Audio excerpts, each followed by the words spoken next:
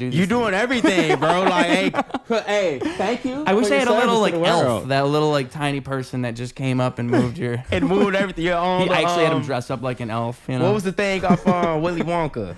Oh, dude, if I had Oompa Loompas. Yeah, Oompa Loompa, bro. A mini-me like Austin Powers. Hell yeah, bro. He's dressed up like me. Now I wish I could have one of those now. If you know, like wrestling, like Hornswoggle. You know how Hornswoggle was, he used to look just like, what's his name? Finley. It was him and Finley, and he would dress up like a leprechaun. Oh, I know you're talking about. Yeah. That's funny as hell, bro. Yeah. Now you got me thinking on some diabolical shit. Like, what if I had a mini-me just running around, kicking motherfuckers in the kneecaps? That would be awesome. That should be dope as hell. That would be awesome. I think your mini-me could mini-me. be like crazy, too. Like, he could, and you... I'm sorry, like he's just who he is. Yeah. You couldn't really, that's kind of the idea. He's not going to be normal. If you had a mini-me that behaved himself, that would actually defeat the purpose. I think he has to be total opposite of you. He has to be. He can't, like, if you're a nice, easygoing person, he has to be the asshole that you fear to be. Yeah. Like, he has to be. Like, I think about stuff like that, like, who am I in a parallel universe? Oh, yeah. Did you ever watch the show Community? No. Oh, there was like a funny thing they do in the show where like the show does a bunch of like meta things. Like that's what it becomes over time. It becomes a show that like it tries to like do different genres and do meta things. People who ended up directing the Avengers movies. Okay. They directed a few episodes of Community. Like some of the like cornerstone episodes. Like there was one episode that was like filmed like it was like a war, but it was actually a game of paintball in the community college, but they're like filming it like it's like this war movie, you know? Check this out. It's called Community? Yeah, but anyway, there's this storyline they do where it's like someone makes a joke like, oh, I bet when we did that, we introduced another timeline where like the evil us all exist in this different timeline. And then as a joke, like at the end of the episode, when they always like do a little skit at the very end of the episode, it's the alternate timeline where that thing did happen. And then, like, the show gets bad around, like, season 4. And then they bring back that storyline and the alternate timeline people visit the real reality. It really makes no sense. I forget how they do it. They do it in some type of way. But point being, you know, it's fun to think there's this alternate timeline. Yeah. Like, what is the evil me? Like, what would I be doing, you know? What would I be doing? Man. You know, I don't want to spoil what someone's joke was, but I'll just say basically the basics. I won't say who said it. Okay. So there's like they were saying they just found out about Hitler doing art, and he was an art student that failed. Yeah. And he was saying like, man, like people ask me like, what are you gonna do if comedy doesn't work out? You know. Yeah. I just tell them you don't want to know. You don't want to know. Yeah. For real. Honestly.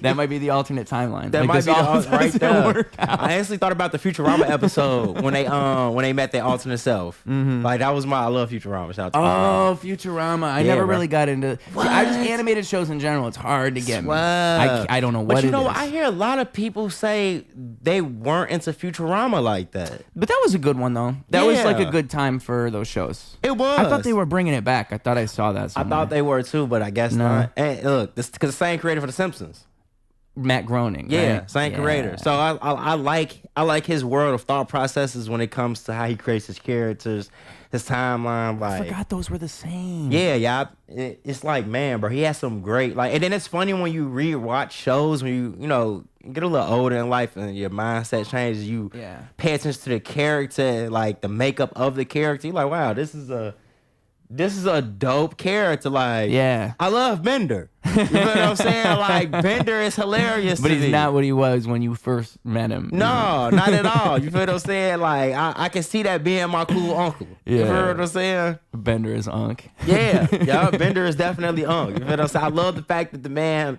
would get drunk when being sober. Yeah. You feel what I'm saying? Yeah. And when he was drunk, he was sober. Like that. And the fact that he's a robot that gets drunk all the time, just that alone. A robot, a great bro. Concept. It's hilarious, bro. A robot on a bender. Yeah. See? See? Oh, wow. Okay. He's on a bender, dude. I didn't even think about that.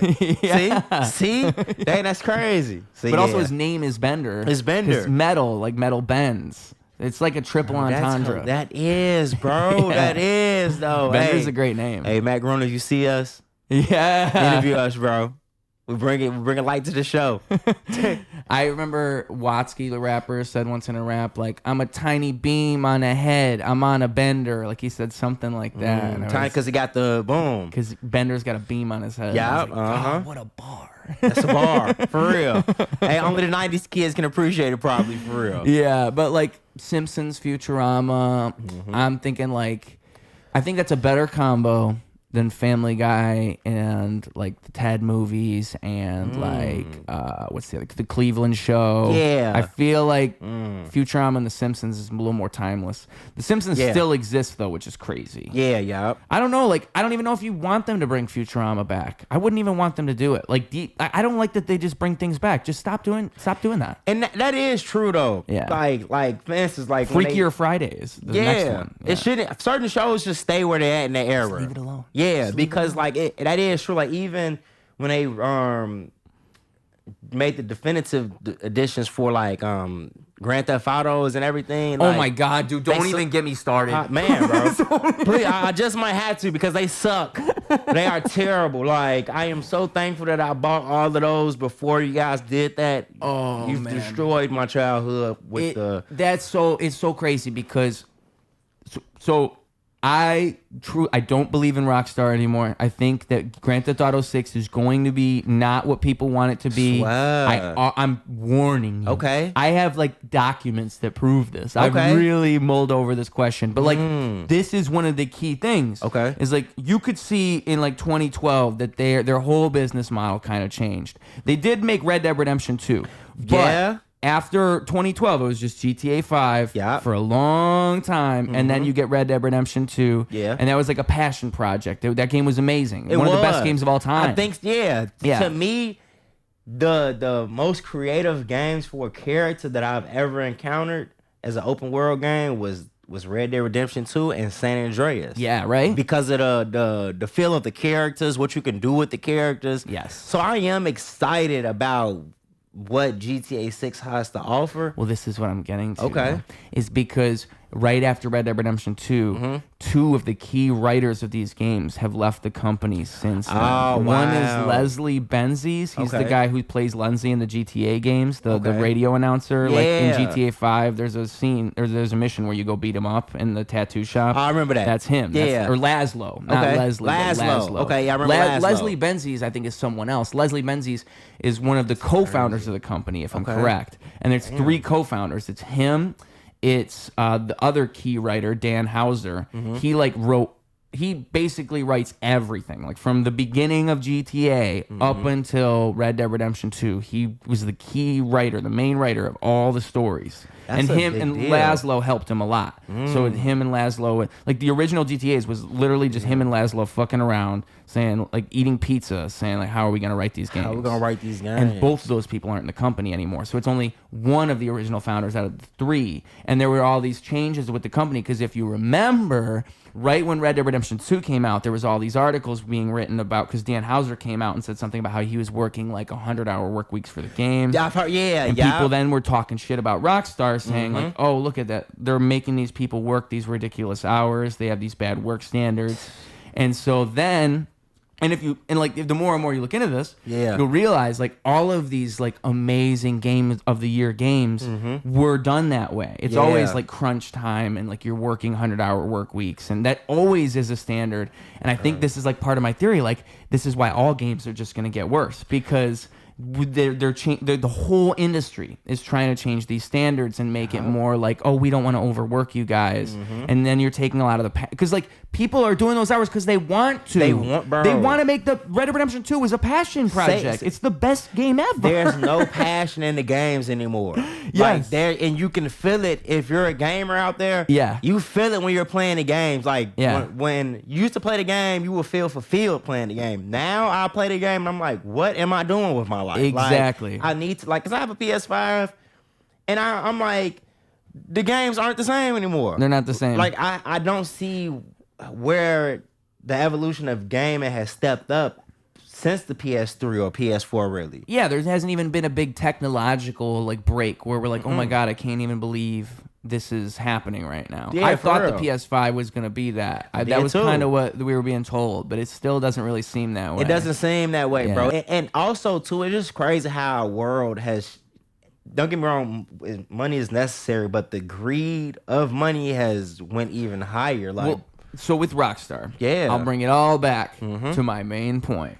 Is it was with the definitive edition where you can clearly see their new business model at work. Yeah. The definitive edition gets announced, and that's like, holy shit. So we're going to get remastered versions. Like, just imagining what this could have been is such a tragedy. Because think about it. There's like even modded versions of these games that look really good. There's modded versions of GTA 4 that look like GTA 5. Same thing with San Andreas. You can get San Andreas looking pretty good. You can, though. Or you could just run it through the engine of GTA 5 and recreate it if you really want to make the remastered version. I've seen a couple clips here and there about that. They've done things like that, where at least they've remade the map. I know, but it would be programming like the whole game. And the question is, like, do you keep the original physics, or do you like do it with the new?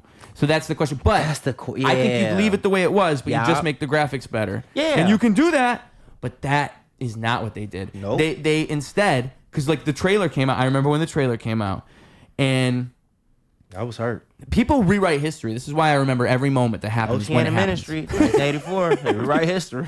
Don't rewrite history on you. Yeah. What is it?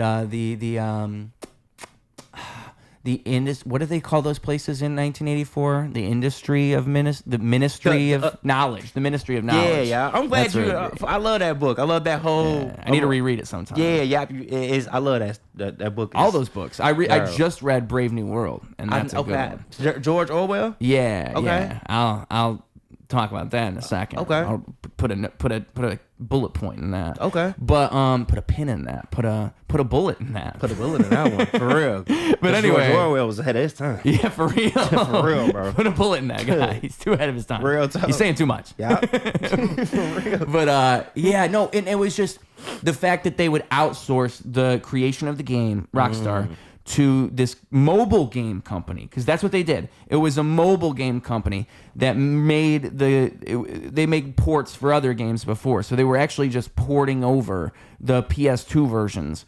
But like the way that it sounded when Rockstar announced this was they're making a remastered version of GTA San. Like, you're gonna see GTA San Andreas looking like GTA 5. Yeah. That's what I was thinking. And then the trailer came out, and when the trailer came out, all the comments were just making fun of how bad everything looked. It did. It looked like almost like if you were playing on the Wii. Like if you ported it to the Wii. Or the damn GameCube. You feel what I'm saying, bro? That and it's crazy because it looks terrible. And then it was buggy. And then you actually play it, and it's missing all these features that the original game had. It's missing buggy. even Like certain songs. The weather system that was in the original game is not quite the same, because like GTA San Andreas, that was one of the things about it, is like the atmosphere of different places is different. It didn't have that. It was missing certain songs. Yeah. Just a whole bunch of things.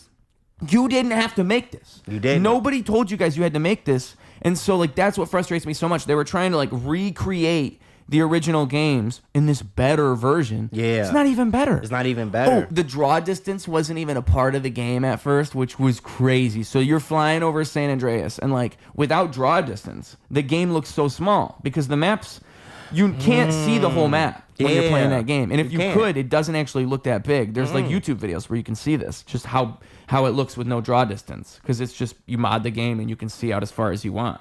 But it's like they released the game like that. They released the game with no draw distance, so you could see across the whole map. Oh, and it was never like that. And it was never like that. It would ruin the game if you were playing the game the first time on the definitive edition, because you're like a kid and you just discovered GTA. Oh, there's this definitive edition. I can buy it for $20.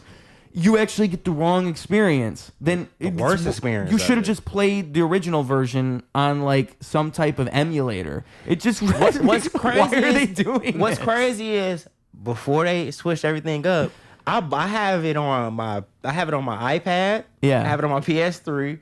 I have it on PS4, and I have it on PS5. Yeah. Like I was thirsty to keep like my. You did the right thing. Yeah, I was thirsty to keep that intact, because I'm like, who knows where this might go. And even I think also too, a game in the microtransactions oh dude has destroyed gaming, like, bro, there's inflation in GTA Online. Exactly. I was gonna say Rockstar again is a key example because like that's why their business model changed. They discovered microtransactions with GTA Online, and now all they ever update is GTA Online. There's even examples where you can see like they've admitted it at this point. Like stuff you've had on GTA Online, like the jetpack and the whole like storyline where we're gonna go inside of the volcano. Because when the game came out, that was like the Mount Chiliad mystery was a big thing, a big deal, and everyone was like, "What is that gonna be?" And the culmination of that came through GTA Online with the jetpack and with going inside of the mountain. Yeah. But that was supposed to be story content. That was a story DLC. Oh, they just sold it to us. And they just repurposed it. And they admitted to it. There was all supposed to be this like Trevor secret agent storyline, which I think was inspired by that agent game that never came out of theirs. Because they were originally going to drop. That's a big Rockstar lore thing. They were going to make this James Bond game called Agent. And it never came out. Yeah, but it would be like just imagine like GTA, but in the style of James fucking Bond. That'd be dope. Maybe that'd be dope. I don't, man, bro. I don't trust Rockstar. I don't trust any gaming company because the whole thing is like it's all money. It's all microtransactions. Yeah. Everything is that. Every single company, even fucking 2K. Fallout. All these Fallout games. Now, the latest one is I always forget the name, but it's the space one, and where you're flying through space. It's like Fallout, but in space. Not Helldivers or No, it just came out a couple years ago, but it's the newest game by Bethesda, and Bethesda's known for all the Fallout games. Yeah, and like everybody's waiting now on the Elder Scrolls, the Elder Scrolls, those two. But I'm telling you, it's not gonna be it because none of the Fallout games have been it since like Fallout 3. It's just that these companies dude. I don't even I think gaming, it's a tragedy. It is. There's nothing. It is, bro. And nobody wants to admit it. Like, bro, the games, the storylines, like the lack of passion, like you said, it's not there anymore. The last great game I think was Red Dead Redemption 2. Definitely. You know what? You know what? No. You know what? Elden Ring was pretty good. Elden Ring, it's hard to sell. From Software, I think, is the one company that I can still say. It's the only one I would get behind and say they haven't failed yet. From Software with like all the Dark Souls games, all like Elden Ring, Sekiro was fucking awesome. If you haven't played that, I would recommend that. No, wait, say it again. Sekiro. No, I seen Shadows that. Die Twice. I seen that. It's like Dark Souls, but like you're a ninja. People say it's harder than Dark Souls. It's the only one I've beaten out of all those games. That's the only one I've beaten. I don't think Elder Scrolls, bro. Them things, they was beating my ass, bro. That's the only game I done gave up on. I'm just gonna ride around. Dark Souls or Elden Ring? Elden Rings, bro. Elden Ring, bro. Yeah. That game is hard as hell. It's fucking hard. Yeah, bro. And it's crazy because I'm like, is it that I'm getting older? No. And it's like, no, this game is really hard as hell. It's known as being fucking like all of those games are so hard. Like, cause like that game, it's their first open world one. So like the way they did it was funny because like you get through the opening dungeon where it teaches you everything, you make your character, and then like they let you explore the open world, but they put this one little boss right in front of you, and you just can't beat the boss at first. You can't. So if you don't understand what's going on in the game, you just think the game is impossible, and you probably turn it off. And that's what I did. That's exactly what I did. Like I was like, you know what? This motherfucker done beat me 5 times in a row. I'm not gonna stress myself out like this. Like, and they do that on purpose. Yeah, like they design their games that way on purpose. Because how it works is you go past the guy, and then you talk to the merchant guy. You go a little bit farther, you get your horse, and then the horse you can actually fight the boss on because now you can ride past him and like do the different like maneuvers. And he's still snatching your ass up. Oh, he still fucks you up. Yeah, that's the crazy part. Even after you get the horse. Ghost of Tsushima wasn't bad. I didn't play that, but I heard good things. Yeah, and now there's a PC port, so I can play it. Swear. Yeah, I'm pretty sure. How do you feel about gaming on... Because I hear a lot of people talk about, with the whole cheater situation, about certain games, like the crossplay. How do you feel about that? Because I think Warzone gets affected by it the most, as what I'm seeing, like with the cheaters and how people are hacking games and everything. Like, I don't know what you do, because I don't know how you police it. Like, I don't know enough, technically speaking, to know how it would even work. Yeah. Because like if you ban somebody, you ban them. Like you can't another account. You can, but like they have to go through a bunch of shit, and like if you ban the wrong person, that's probably bad. Like they'll probably come back to get you somehow. Like what if they like go to like what if 10 of the wrong people get banned and that becomes like a news story, like, oh, your company just bans, the Call of Duty starts banning random players. True. Which it can happen. It can happen. You can definitely get shadow banned. So that's my question. One good snipe and that's your life. How do you, because you can get shadow banned and you can get banned, like how do you stop people from hacking, because that's real, but how do you also not ban like the wrong people? Like some people are just really good at the game. Yeah, true. Like, what if people have crazy ass stats? True. Does that mean like it's like a casino and you just start watching them? Then like you just start watching out of curiosity, like how are they this good? You know what I'm saying? You shouldn't win blackjack this much. For real though. This is fucked up. I think that's crazy how like it's a dude I seen a clip pop up and he's talking about, hey, yeah, banned for winning too much at the casinos. I'm like, that's fucked up. That's how it works. Exactly. You could be so good that they like, you know what, you're too good. You can't come in here anymore. Fucking Rain Man, dude. That's Rain Man. That's crazy you say it. Like just to think about that, like, just think Rain Man wasn't cheating on purpose. He was just really good at cards. Just really good. You feel what I'm saying, bro? Like, just think if you're a couponer. You know, you're too good at couponing. You cannot shop at this grocery store. Yeah, anymore. gambling's the only place they really tell you. Like, even if you're like buying drugs, you're a really good customer. You shouldn't be buying from me anymore. You should. No, they would never say that. Everything is so crazy nowadays. You like always with the keep gambling. What is it? Everything is crazy right now with the gambling. With the gambling? Yeah. Oh, sports gambling. I can't even. So I have an addictive personality to begin with. So I already know that stuff's bad. That's for me. great self-awareness, though. Yeah. On that. I like to, just in general, I know I can get hooked on anything. Especially today's time, bro. Stay away from most things unless I like them and I know they're good for me, you know? Like, yeah. Because it's dangerous. That's why I've never done coke. That's why I've never done a lot of things. Because I know there's limits to life. There's only certain things you can do before you've gone too far. Before you've gone too far. You feel what I'm saying? And sports betting's just like, I don't buy lottery tickets. Okay. It's all the same in my mind. It's like, if I start doing that, that's just the wrong... Because how much money do you sink into that before you actually make a return? Like, just logically speaking, whenever you start going to the casino, whenever you start buying lottery tickets, how many lottery tickets did you buy before you made that $50? Yeah. You probably spent like $200 on those fucking things. You did it over the course of like 6 months, but you finally won like $300. So you're like, oh, well...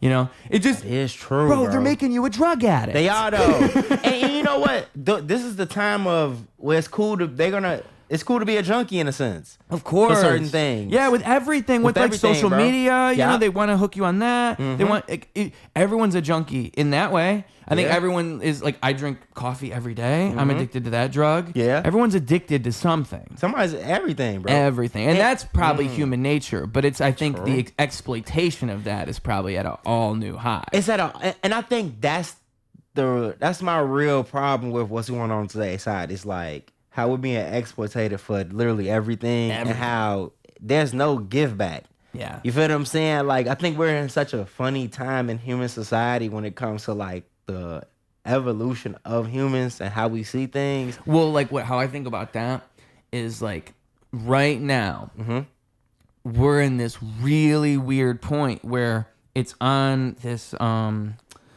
this exponential curve. So like we're already way up on this exponential curve. Like technology didn't even really exist in the form that it does now until the last 50 years or so. True, yeah. That's crazy to think about. If you existed 100 years ago, your life would be so radically different. And place totally that 100 years before 100 years ago, from 1925 to 1825. That's not as different. Yeah. 1825 to 1725. That's less different. So that's that exponential curve. And we're on the curve. We're on the curve You right can't now. even imagine 10 years from now. You can't even imagine. You really can't. Like, yeah. That freaks me the fuck out. That's the crazy part, bro. That is the scary We're part. so close. Because I think in early 2000s, I think it was kind of predictable that certain things were going to transcend, but now it's like, bro, we don't know what we're going to be facing in the next few years. Like, ChatGPT is crazy. Nobody knew what the internet would really even be. True. Like, the internet, we knew it would be I think AI is the internet in that sense. Like, it's the same conversation. Like when the internet's coming around in like the 90s, the 2000s, it's really like changing. Yeah. There wasn't social media really until like MySpace. Yeah, and right. 2000, because 1999 I feel like was like the last year with human, like I can say human, but like when we were on like a certain just even playing ground. Yeah. And then we step into the 2000s. It's like, wow. You feel what I'm saying? It's like it's a total different experience for humans. I think so. Yeah. Like, and then, you know, we get to 2010 and we see the uprise of Twitter, I feel like, was around that time. Because it would be, I think it was like MySpace, and then Facebook and Twitter was about the same time. Yeah. I want to say Facebook came first, but I don't know how. I don't know. I think no, you're probably right. MySpace is definitely first. Yeah. It's definitely MySpace before Facebook, but I just don't know between Facebook and Twitter. I think Facebook was first. I think so. I think so. And then Twitter came around because I remember the blue logo and everything. And it's just crazy because now you got me thinking. It changed the world. It changed the world. Like everything. Everything. And bro. that's what AI we're talking about now. We're saying like, oh, what is AI going to be? Oh, like it's going to be robots taking over everything. Like that's what we're saying now. We have no idea. We really don't have any idea. We don't even know. We're not even close to understanding. And that's why it's scary, because it's like the people who are in charge of this are these mad scientist type people who would just use this thing for anything. Oh, the government's going to fund us for this? Let's just give them access to all of it early. Yeah, for real. Let them be the test dummies real quick. They can use this for espionage for all we care. We need to make our bots better. We need processing power. Like, you don't have the like saviors of society working on this. For real though, bro. It's just Wait, you don't a nightmare though. scenario. Yeah, bro. Like I feel like we living in like such a war story. Like we don't see like there's like a dark cloud or like a dark veil that we're under. So Brave New World, what that book is cool. What makes that book, and it actually was written before 1984. Swell, okay. So, and it's like one of the first dystopian novels, and like the way that the book does it, I didn't realize this because I have a book right around the corner. I think it's Brave New World and Brave New World Revisited. I probably have Brave New World around here. So if I do, I can give you it. I will give you it. Oh no, I would, bro. Let me tell you something. I am a book thief. So if you're gonna give a book, that's even better. You feel what I'm saying? Like, man, bro, I love reading, bro. Like, that's why I'm like looking around. Like, I love how you guys got books everywhere, bro. Like, when you say book thief, do you mean like you like? What do you mean by that? I was the kid that if I liked the book as a kid, I did not return it. Yeah, a library. Bro. Yeah, this is why you became a librarian. Yeah, bro. Like I wasn't a librarian, but I was a page in a librarian. Like, bro, it would be so many books, and I was like, I'm gonna keep this book. Yeah, like I'm gonna keep this book somehow. Like even if I can't take it home, I'm gonna keep it in my locker. Like, bro, when I finally left the library, like. If you look at my locker, I had tons of books. Yeah. And they throw books away. Like that, I hate that we throw books away in this world, which is sad to me. Like that is sad. Yeah, bro. Like to see books getting thrown away, like Library of Alexandria, bro. It's the saddest shit. The Library of Alexandria, I've tried it because they say it might be a myth, and it might be like one of those modern myths. Okay. It's like, you know, like they believed in Greek gods, we believe in the Library of Alexandria, maybe. But I think. I don't, because I've seen videos like trying to disprove it, but I just don't know how true it is. There probably was information lost there, and it just makes you wonder. Definitely, bro. Because you books, dude. I learned recently in the last couple of years. I rediscovered reading through books like Brave New World and a couple other books. There was a book about Buddhism, Brave New World, a couple other ones. One for you if you like Buddhism. I think it was the. It's not. It's the same name as the art. I want to say it's the Art of War, but it's not that. It's the War of Art. The War, I believe, is that. Yeah, I've heard of that. Yeah, it's a great one, bro. I forget who it was written by. I've heard of that book. Though. It's in the same realm of Buddhism. Wasn't the guy who wrote it? He was on Joe Rogan, right?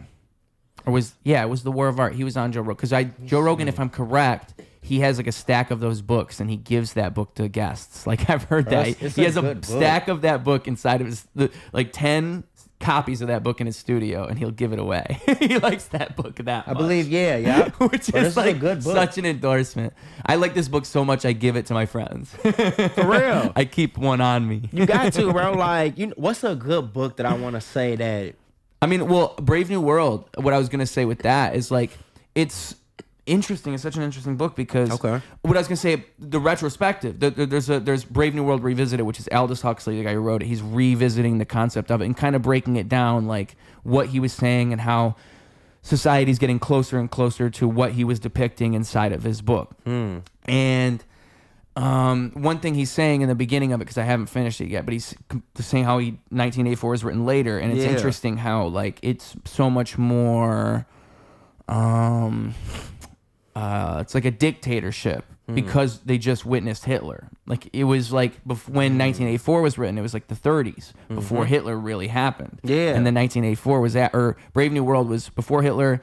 1984 is after Hitler. Okay. And so like because of that, you get this like society ruling by violence in the 1984 one, like threat of violence. Yeah. And like control and like this dictatorship, this controlling dictatorship that's gonna rule no matter what. Big Brother. And Big Brother's always watching, and everything's a lie, and everything is backwards, and they get you to believe things that are the opposite of what they actually are. Yep. Sounds familiar. But exactly, anyway. right? Sounds real familiar. You know what I'm saying? Then you look at Brave New World, and it's the same thing, except I think Brave New World does it in this more interesting way. We're almost closer to that, where it's like, it's this hedonistic thing where the people that are controlling you, they give you this thing called soma, and what it is you're always satisfied all the time. All of the public's always on this drug called soma. Okay. So no matter what happens, you're complacent, and you're gonna just go with whatever because all of everything you could ever want,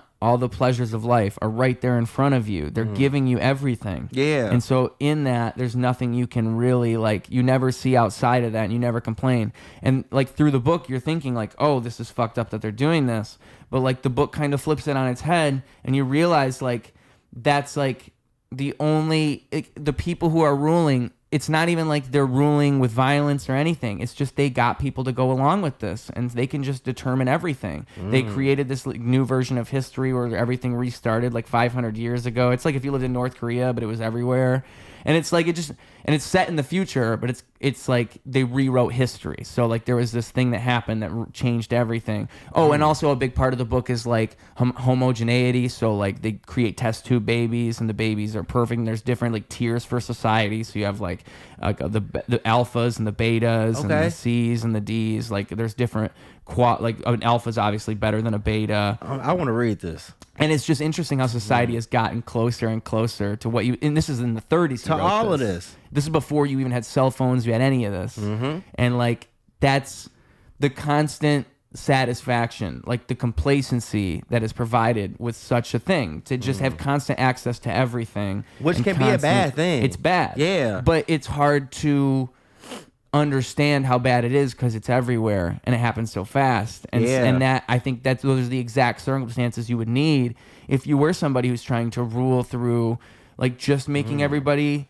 satisfied enough, like, and just making and like also giving them everything. Like you're constantly getting the everything satisfaction you need. You get everything you want. How can you even complain? We're all the new technology. We give you AI. We give you everything. How could you people complain? And that is true though. And I think that's what at times draws people to insanity a little bit. Yeah, because we live in an insane world. We do though. It reminds me. Great. We live in a society, as the Joker says, right? Okay. I look at it like, bro, that's crazy because I seen an episode. I love the Twilight Zone. You ever watch Twilight Zone? Yeah. Love the Twilight Zone. I remember an episode of the dude who did a deal with the devil. He didn't know at the time, and like he gave him everything he wanted, like to where he'd go to the casino. Every time he rolled, he would win. Every time he would do anything, it would work for him. I think about like the 38th time, whatever, he was like, I'm tired of this shit. Like, I want my regular life back. And I think that's what's happening now. It's like the instant gratification is now turning people off because it's like, where is the satisfaction from really working to get these things? Yeah, it's like to build. Like I said, I learned how to read. Yeah, think about it. And it's crazy because, bro, like, because reading on social media is not the same thing. Yeah, it's not at all. And it's crazy because, like, I think we're losing touch with such of the physical world. Right. Like, it's such a beauty in touching a book and actually flipping through the pages and creating a bookmark in a book and, you know, highlighting in a book compared to being on the phone. You can do, it's like, is this that important?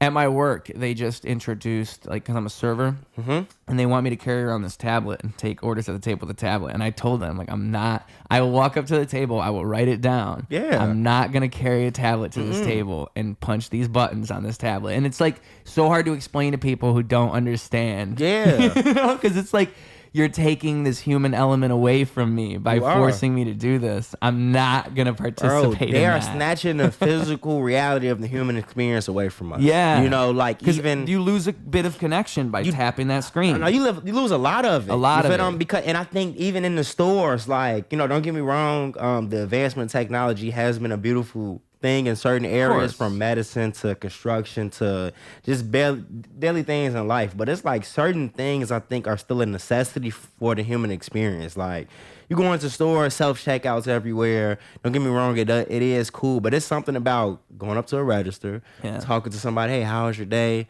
Like, I think self-ordering kiosks are like crazy. Yeah, it's crazy, bro, because... Why would you... There's just a million reasons I could tell you that's a bad idea. Yeah, for real, though. Just so many, like, miscommunications. Like, what if someone can't order the thing that they want?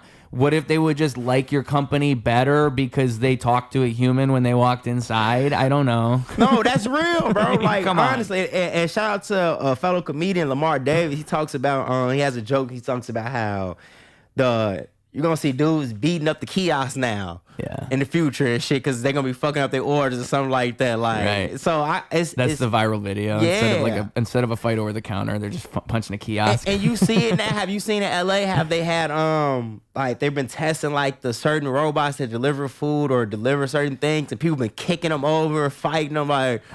Bro, that's the beginning of Terminator. Yeah, those are clips for real, at the beginning bro. of the Terminator movie. It is. The robots are watching us, man. They watching this, They bro. don't like that. They don't like none of that shit, bro. You feel They're what like, I'm saying? you guys are starting a war. Do you remember AI and the actual movie? I never... It was Steven Spielberg, right? I believe so. I never saw it. With the kid? I never saw it, but I know it's Steven Spielberg. It's some huge director. Bro. Yeah. It was late 90s. Yeah, bro. You have to watch that, bro. Like, it's crazy because... Once you watch it, it's a scene that when you get a chance, you're gonna see him like that was the first Chat GPT. Right. Like, you know, once you watch certain movies like that, and it's like the thing is, bro, I'm learning that when you have time and money, you can think way more clearer. So you have to think about a lot of the human beings that came before us. They already set up the social construct. They already set up where the money flows. They already set up where time goes. That's why you have a certain amount of hours you work. You have a certain amount of hours that you can clock within a work week. Yeah. And that's when the things become overtime, because the overtime is where you start to lose yourself in a sense. And I feel like what has happened is, like, we have people who are sitting down and they get a chance to study just human life in a different scale. You feel what I'm saying? It's like, just imagine if you had a month to yourself, bro. Right. You don't have to worry about paying your rent. You don't have to worry about paying for any necessity in this world, and you just had to focus on you, yourself, and your craft. No, I mean, I think, like, that would be the argument for some type of universal basic income. Like, just giving people enough money to survive. Because you could argue that people would be lazy, and maybe there's some truth to that. Yeah, but I true. think, like, if you wanted a society that has better values, it probably would come through that, because then people would be like, oh, I have enough money to survive. Yeah. Now I can do the thing I want. Because the moral compass is shifted like crazy in our society. Yeah. You know, like, the moral compass is everywhere. It's just spinning. Right. Like, it's not clear. Yeah, it's not clear at all. I mean, like, that's the whole Nietzsche thing. That's what Nietzsche was saying, dude. God is dead. God is dead, and now we're in the aftermath of God dying. Because, like, if you really think about it, man, like, the Renaissance and that whole period in the 1500s, it's part of that radical shift, that exponential curve. It's like right around there is when we really let go of religion as this major thing in society. Like, before 1500... it was a huge thing. Religion was a huge thing, yeah. It, like, held the society together in this way. That's why you do have, like, God being mentioned in the even the U.S. stuff. When it was first written, God was still kind of a major tenet of, and it's just interesting how religion, like, spreads its tendrils throughout history, but like now it's not quite the same. Now we're all in this kind of like agnostic, like anti-religious society. Yeah, and it's just weird. Like no one, that's I think people like science becomes a religion for people. I've seen that, where it's like they just believe in the religion of an ideology, and because you have to fill that hole somehow. So you find something that's your religion, you know, and it's just. And it makes me understand religion better, because you know religion makes sense as a human. Like you need that drive, that discipline of something of something. There's got to be something. Like why do I do all these things? There has to be something.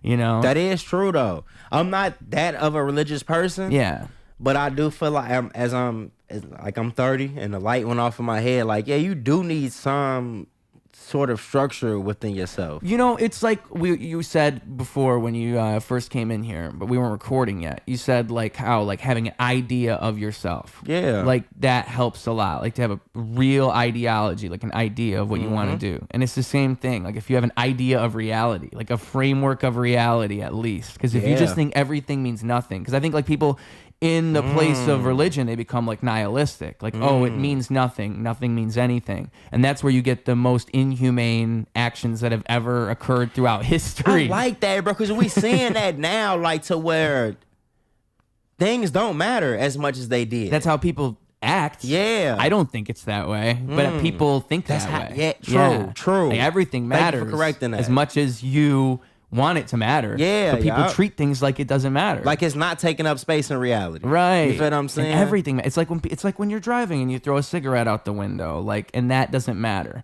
Like that's like one of those tiny little steps of nihilism. I feel like is you're smoking a cigarette. Oh, who gives a fuck if I throw the cigarette butt on the ground? Does the world really change? And the answer is yes. Yes, drastically. But it doesn't change for you and your immediate reality, and nothing really matters, right? Because we're all just fucking humans coexisting on this rock, and nothing matters. There's no God, so who gives a fuck? I'll throw the cigarette. And that is how it is, though. Yeah. Because and that's so true. Because I think like I want to say 5-6 years ago is when I started trying to be very proactive on not littering. Yeah. You feel what I'm saying? And that's good, man. And people were looking at me like, you trying to. Like, what's the whole gist? And it's like, I really have to start looking at, like, damn, I do affect where I live at.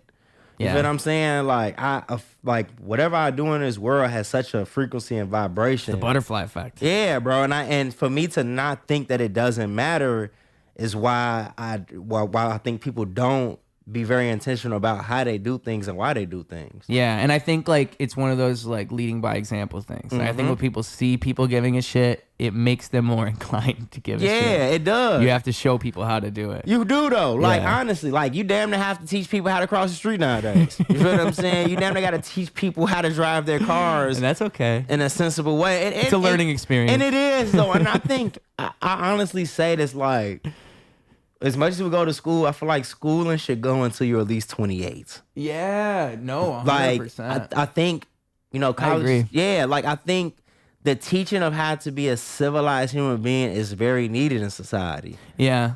And but like. Well, not even civilized, just, you know, enough to be able to coexist in a good manner. I didn't like the experience of school in the sense that I don't like the way that it's like so standardized and not personalized. But I always, when I think about school and the way that it benefited me, it was the socialization of it. Yeah. That's what I always think. Because like the fact that I learned what it is to be in a group of people. Because if you grew up at like because my school wasn't bad. Like, it was all right. And it was like having that and that type of community and having an opportunity to figure out how to blend into a community at that age. I think all that stuff's so important. It's very important. So important. Yeah. And like, but I don't agree with a lot of the way that schools do things. Like they don't have any funding, so that sucks. Most of them don't put any money into their art departments. Not at all. That's like the part that drives me insane. Yeah. Like as an artist, like I remember I had a poetry class and it was taught by an English teacher, and like what she wanted to do is she wanted everyone to write their poems, and then part of the assignment was you have to revise your poem. So you show someone your poem, and then they're going to tell you 3 things wrong with it, and you're going to fix it. And I'm like, there's nothing wrong with my poem. It's perfect. What are you talking about? Yeah. And so as like the purist I am, I just got a bad grade because she's telling me to revise my masterpieces. Your art from your own identity. But she's an English teacher, and she's treating it like an essay, and that's why it drove me crazy. Because that's not art. It's not art, and like that's the general philosophy of all of school. Is they don't really focus on the art. They don't really, maybe they don't even have the opportunity to. Because again, the funding thing, like a lot of them don't even have the chance. It's just crazy because like it's true though. I was reading this book, Emotional Intelligence, and it's like I think it's Howard Gardner. I forget his name, but he had the idea of multiple intelligences. So you have book smarts. That's like one intelligence, and then there's like gardening was one. Being able to like have athletic intelligence is one. Emotional intelligence is one. To like have like a metaphysical intelligence, like to be able to sense things like spiritual things, like a spiritual intelligence, to think in such a way. Like these are all different ways that your brain can be like fostered, and different ways that your brain works. Is what he was trying to say in the 60s was this, what I'm saying now, that schooling is not doing exactly what it could be doing. You could be creating better people. Yeah. Because I think, again, it's like that thing with society where we could do that better. If we really believed in it, we could do it better. And we wouldn't just kind of create people in this mold. We would kind of shape people into what they want to be. Like, oh, you're interested in this, so we should foster that and teach you more about that, rather than having this. We all have these basic classes we all have to do. Everybody's got to do math, even if you suck at math. Even if you're bad at math, we need to teach you every single thing in math that you may not use. And you might even not use it. You have to teach you all this science. We have to teach it. Like, it just, sure, that stuff's good to know. Yeah. But, like, if you're not that and you're actually a poet all along, you should be taking poetry classes and, like, reading books. And, like, the school should be doing things, like, fine-tuned to you. That's, like, an education system I would get behind. And and you know what? That is true. But you know what's crazy? If you talk to people that are probably in their 60s or late 50s, they will tell you, like, we had classes like that. Right. At one point. Like, we had workshop classes. Like, just think about how college is cool, but it's trade schools. College ain't for everybody. You can go to trade. We need plumbers. Like, even right now. Trade schools are always where it's at. They always where it's at. And right now, we need those type of people. We have no plumbers. We have no electricians. Heating, cooling, electricians, plumbing. There's so many things for trade schools. Bro, it's so many. And it's like, you're right. How are those people getting built up? Yeah. Or how are those people getting thrown to the wayside? Right. Like, we need artists. We need people like us. We need people who can sometimes speak for the world in a way that they can't probably say it. Yeah. And then you find that person to rally behind. It's like, I think capitalism is killing the creativity of the world. Yeah. You feel what I'm saying? Yeah, because I mean, like, the problem is, it's like there's a balance to everything. Yeah. And like capitalism in an essence is a good idea. Like, to have people be able to, because that's the American dream, right? You follow your pursuit of happiness. You try to achieve your own happiness through whatever means are necessary to you. And that is achievable through something like capitalism, where people can at least follow their own path and generate revenue through it somehow. But the problem is, we're in this like crazy form of capitalism where like the top 1% of people have all the money. Like, I like to think about it like, it's like if you had one guy in front of a box containing all the money, and then you had like 100,000 people in front of them, and they all have like a penny. Man, damn. Like. I never think about literally like that. Damn. That's some crazy shit. It's like, when you really think about it, it's crazy, it's just so obviously wrong. Yeah, and it's not hard to see. Like, you don't have to have a the question is, how do you redistribute wealth? And again, like something like, I don't know, maybe just give everybody $1,000 every month. Yeah. Maybe just do something like that. Maybe at least 500. Something. Just to revitalize the economy a little. Because everybody has no money, and these people have all the money. That's like the worst thing. There's no way that's going to work long scale. Like, if you're just being realistic and you're thinking, how's this country going to look in 10 years, 100 years, 1,000 years?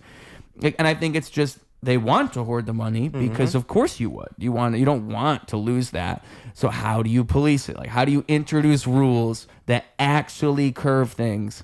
I don't even know. And you got me. Yeah, I'm stumped because it's like you got to re-stimulate the economy. That's the only thing I can think of. You have to give poor people money. That's the only guess. Yeah. The only thing I could come up with would be that. Because all the rich people buying up everything. Exactly. You feel what I'm saying? Like, and it's just gonna keep going. Yeah, and it's not gonna be any real ownership. Just think about it. We don't have a middle class anymore. Let's just be real. It's either you have it or you middle don't. Class. You have to. I think it's like you're at least. At least 100,000. It has to be some crazy number to be middle class. But you know, they say that's not even that's lower middle class. That's lower middle class. Yeah. If we're gonna say that's middle class, because just think about 90,000 probably 5, 6, 7 years ago. That's a damn good life. That's so crazy. Even 50,000. That's so bro. crazy. 50,000 ain't nothing nowadays. No. You feel what I'm saying? Like, so it's crazy because like, where did the economy get fucked up at?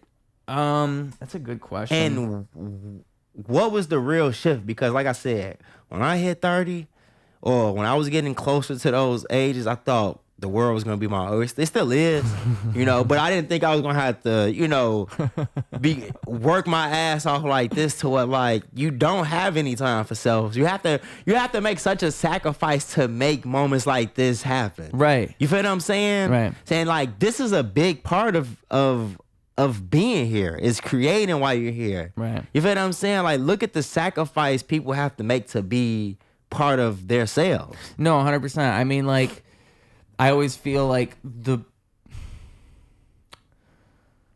being someone who creates things and always having that drive and always believing in myself 100%. Like, I will tell you, I'm the best rapper of all time, and I believe you. I believe it when I'm saying it, and I believe you should believe me. For real. Hey, and when you said it for the first time, I believe it. Yeah. Like, I'm ready to see that extension of this is the greatest rapper of our all time, of our generation. You have to believe that. Bro. But you gotta have that faith too. But why the fuck did I just say that? What'd you say right before that? I think we were talking about what shifted the economy. Oh, no, I had said it's a big sacrifice just to be a creator. Yes, right. Thank you so much. Yeah. Thank you so much. So, yes, because doing things like that, like just being able to have this thing you completely believe in, like, takes so much to get other people to see that. You have to constantly prove it and show it to them. And like, I know this. I know the world that I am in. Like, it's like in this social media age, I need to film myself rapping all the time, promote my music all the time. The podcast, like, I love doing it. I really do.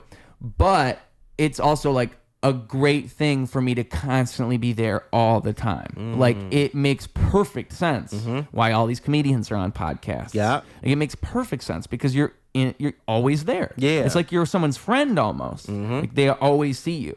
And so, like, I know the world I'm in. But that requires me to do everything because I don't have money to just pay some person to come along and film me and edit these videos. Like, if I could pay some guy to sit right there and I could guarantee him I'll pay him every time. I wouldn't like having to schedule around it, but I try to find the right guy. I try to make it happen, get ourselves a little Jamie in this studio. Jamie looked that up. I got a big ass TV right there. It's perfect. For real though. You got the whole setup. Like, this shit is dope. But the problem is I don't have a guy. And so if I had money, of course I would do that. Yeah. But it's constantly like this battle in my mind of like, oh, so how am I going to set aside the time to get all of this done? Like, I release 3 episodes. Or I release an episode every 3 days. So that's 10 episodes a month. Like, most podcasts will do it once a week. But I thought about it, and it's like, what is, like, the podcasts that, like why is Joe Rogan on top of podcasting? Why is he, like, known as the person that is the top podcaster of all time? Like, why? Yeah. And I thought about it, like, I was counting his episodes, like, the episode he's on now to like the one he was on 10 years ago. And I did the math, and it's like about roughly every 3 to 4 days he was always releasing an episode. Okay. So I thought if I just do that pace for a long time, maybe that's like a big part of that. If you just always are there. Always there. Because it's really like that. And a podcast is easier to do with that than most things because it's minimal editing. It's not like when I'm filming myself and I'm like, sure, I could do that with like a rap or anything, but like this is collaborative. It's minimal editing. Like, I'm thinking economically, how could I get all this done? And I would do every day if I paid somebody. Yeah. every day would be awesome. Yeah. It'd be so cool. For real. I can just meet people all the time. Who don't want to live in a craft and a dream every day. But that's the whole moral of the story, right? It's like it's made so impossible. It's like, oh, you have to have a day job. You have to pay your rent. You have to buy food. If you have kids, you have to support your family. If you have parents that need help, you have to support your family. There's a million situations you could be in. You get some type of medical thing and you lose all your money. Oh, your hard drive breaks, you lose all your money. It could be anything. It could be anything. But if you have no, like, and that's what I forget what the statistic is, but like most Americans have like no savings. Like most Americans don't even have more than $1,000. Like I think 90% don't have more than $1,000. Yeah, which to me sounds it's crazy. That just to put that in perspective, it's wild. We live in a broke ass world right now. And everyone's struggling. Everywhere, like everybody is struggling. Like nobody can say I have it. Honestly, nobody for real. Not even like.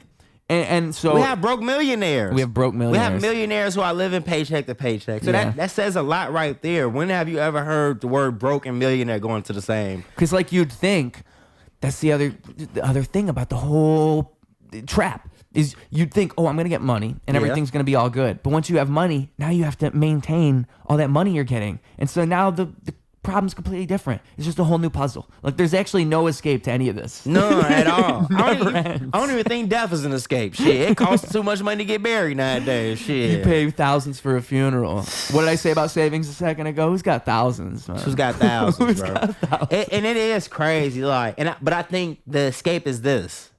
Yeah, no, 100%. Yeah, the escape is like.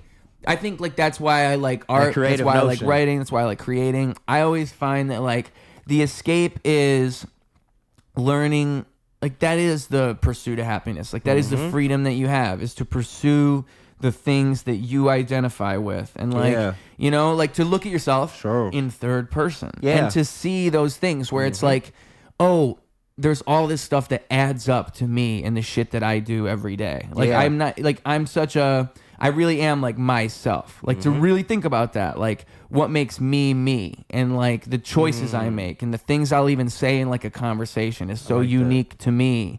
And like, you know, those are the things that are important. Life just finds a way to take all that shit away from. That's Zen Buddhism right there. That's what it taught me, bro. It's always that moment, that here, that right now, that learning to be here right now and actually do that and not think externally. That's where life is, because it's so easy. The power of being in the moment of now. Well, it's the only thing that really matters if you really think about it. You know, like if you lose somebody, if someone passes away, what hurts? They're gone, but it's that they were there, right there in front of you, right then. They were here right now, and now there's no opportunity to see them here right now. Like it's right now is the only moment you've got. It's like what you said earlier about like the ripple effect of your actions too. Like I think like it's the choices you make right here, right now that repeat themselves forever in history. And like it's every moment here, right now. If you believe in it and you care about it, it will always ripple out into history in such a way. Like, and it's every choice always here, right now. You know, it's always right there in front of you. And you can trick yourself into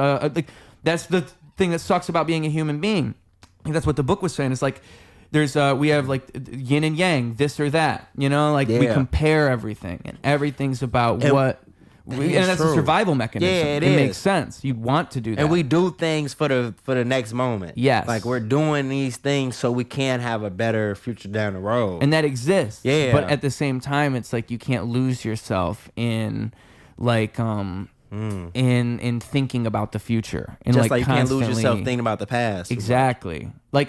The thing you're doing now should serve the future, but it should be for the betterment of here right now. Like to know that there's a better now in the future based on what you're doing now. Like that's what you should be thinking. Okay. Not that I'm wasting my time doing this thing right now so my future's better, but like this is working towards a better now later. You know? Because that is how it happens, just gradually. And then all of a sudden, everything is better. Like you don't even realize it happened. And then you look up and you're at that moment of now is the betterment of what that work was for. Exactly. And you get to that moment and it's like, okay, that's the moment I think we all trying to meet. Yeah, and like get to. And I think it happens again, like invisible. Like you don't even notice it happening. Like there's like I've learned I get in the habit of doing things. Like I like filming these podcasts all the time because now I'm in the habit of doing it. It's not even like I'm doing it now. It's like it's just a thing that happens. It's like second nature now. I'm sure that's like what writing jokes is like. That's what writing music is like for me too. When I'm writing all the time, it just comes right out. It's just happening, you know? And that's where the best stuff happens, is when you're just in the process of doing it. Of just doing it. I like that comedians are always at open mics. I think that's like such a good philosophy, to always be sharpening whatever it is you're doing. Even if you, like, I tell people when they do open mics,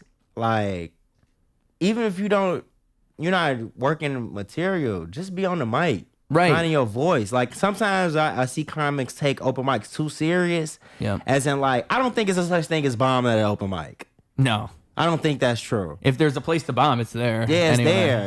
If that's a thing in that moment of open mic, because I feel like that's when you're being open to the mic. Right. Really. Like, that's when you're bar. Yeah. I appreciate that one. For real. Like, that's when you're being open to the mic, as in, like, you're trying to figure out, or even just testing your voice on certain things. Yeah. So, you know, then when you do get to the shows, it's like, okay, I tried that worked. Now I could try that at an actual show. I've even heard people say, like, some comedians bomb all the time at open mics, but then at shows they're great. Oh, like, yeah. Some comics, if you saw them only at open mics, you would think they're bad. Yeah. And then you'll see them on the show, I'm like, this motherfucker's amazing. Yeah. And that is true, though. And then you got some people who probably just...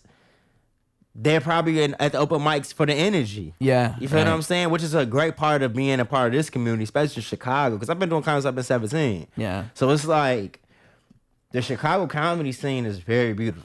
I've heard that. But you have a different perspective then, since you've been doing it so long. Yeah. You've always been here? Yeah, I've always been here. I've heard that Chicago is, like, much more supportive than other places.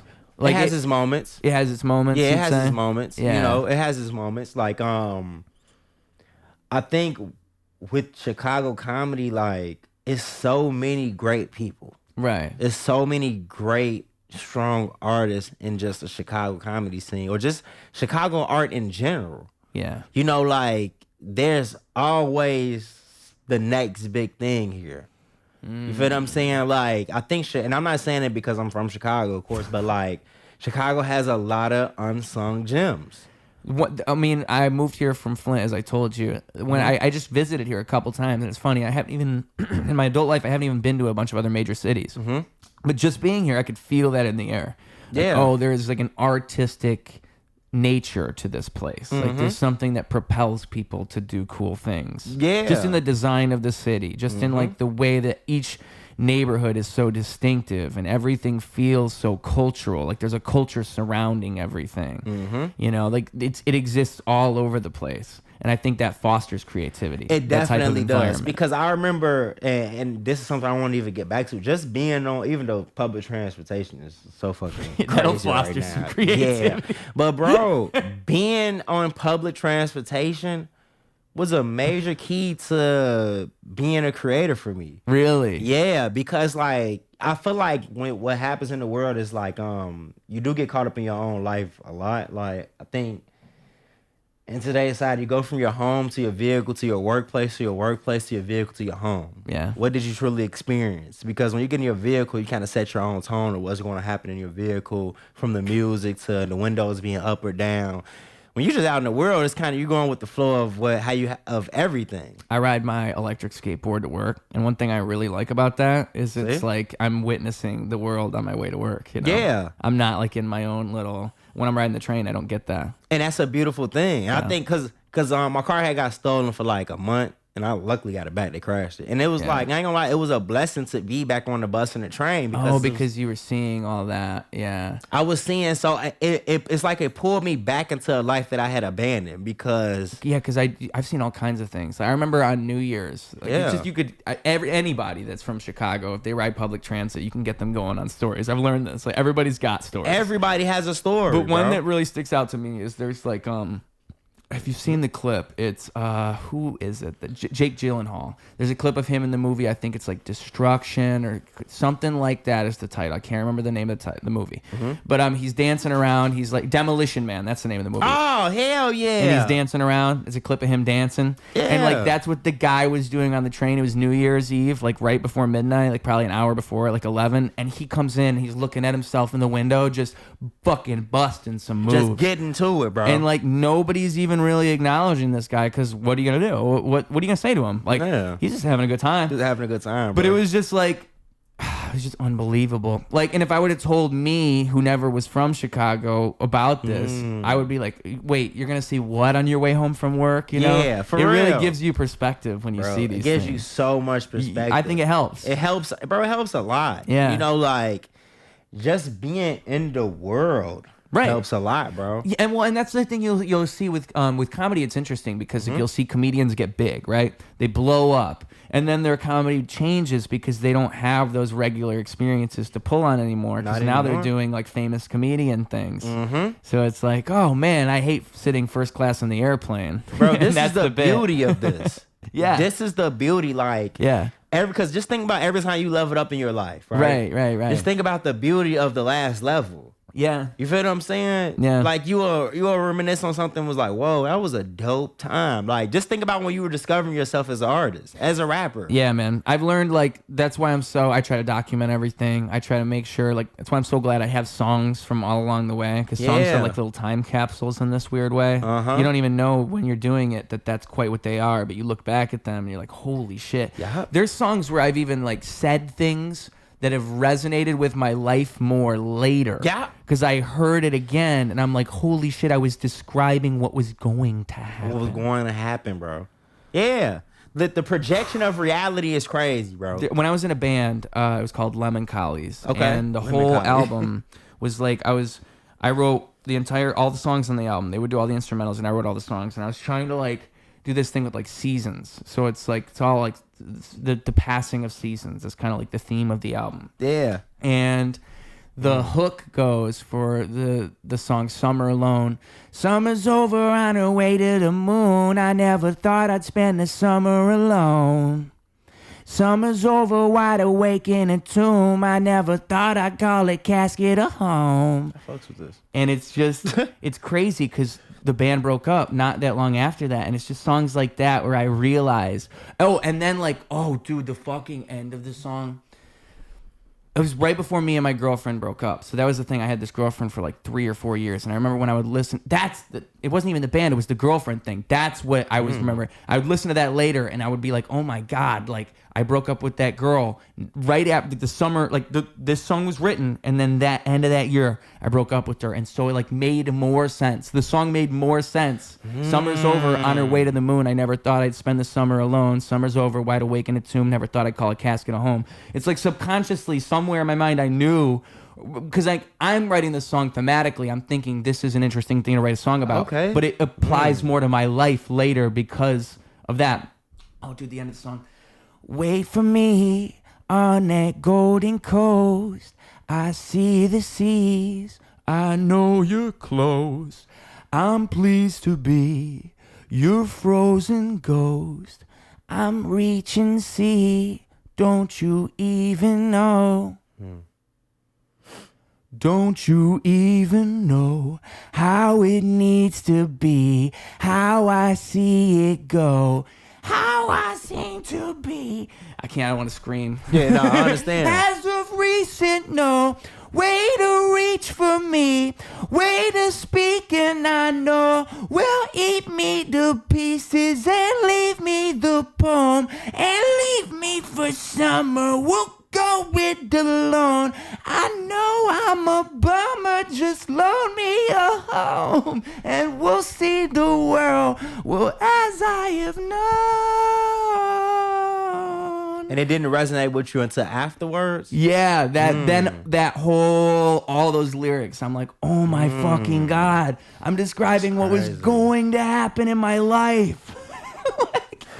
This just blows my mind. That is true, bro. So how do you feel about because like I said, I do music too.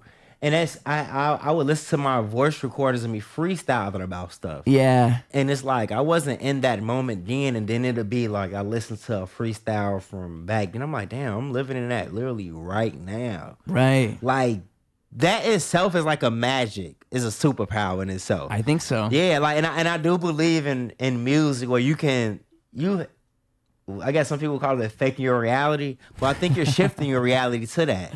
Yeah. Eventually. And it's an actionable way to shift your reality. Yeah. Like I enter like a trance-like state, I swear to God. I can believe it, bro. Yeah. So what, something swear. takes over your spiritual essence. Yeah. And it's like, Have you ever had a moment where you're rapping and it's like, that wasn't me? Or it was something else I tapped into? Always. That's almost always what I'm doing. I think that's why what I do resonates, because I've learned to just like take myself out of it as much as possible and just do it. Like I'm never thinking about what I'm doing so much. Okay. That's what that. When I had Aaron Chase on here, he asked me like doing music, because as a comedian, when you're doing music, what's it like?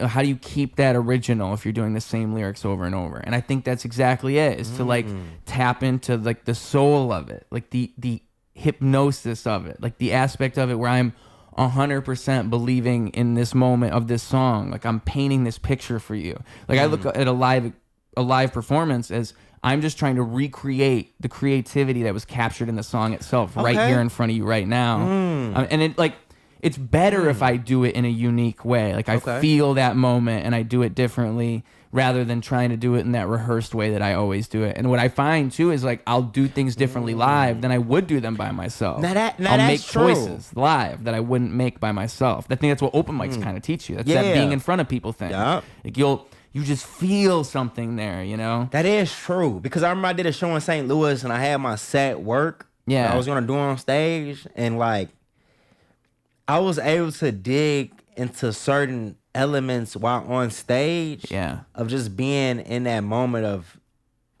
not trying to feel so rehearsed. Yeah. You know, and but still embodying the creativity of being in the moment of it. Yes. So like I get what you're saying, because like you want to bring that nuance to something even if you have done it before.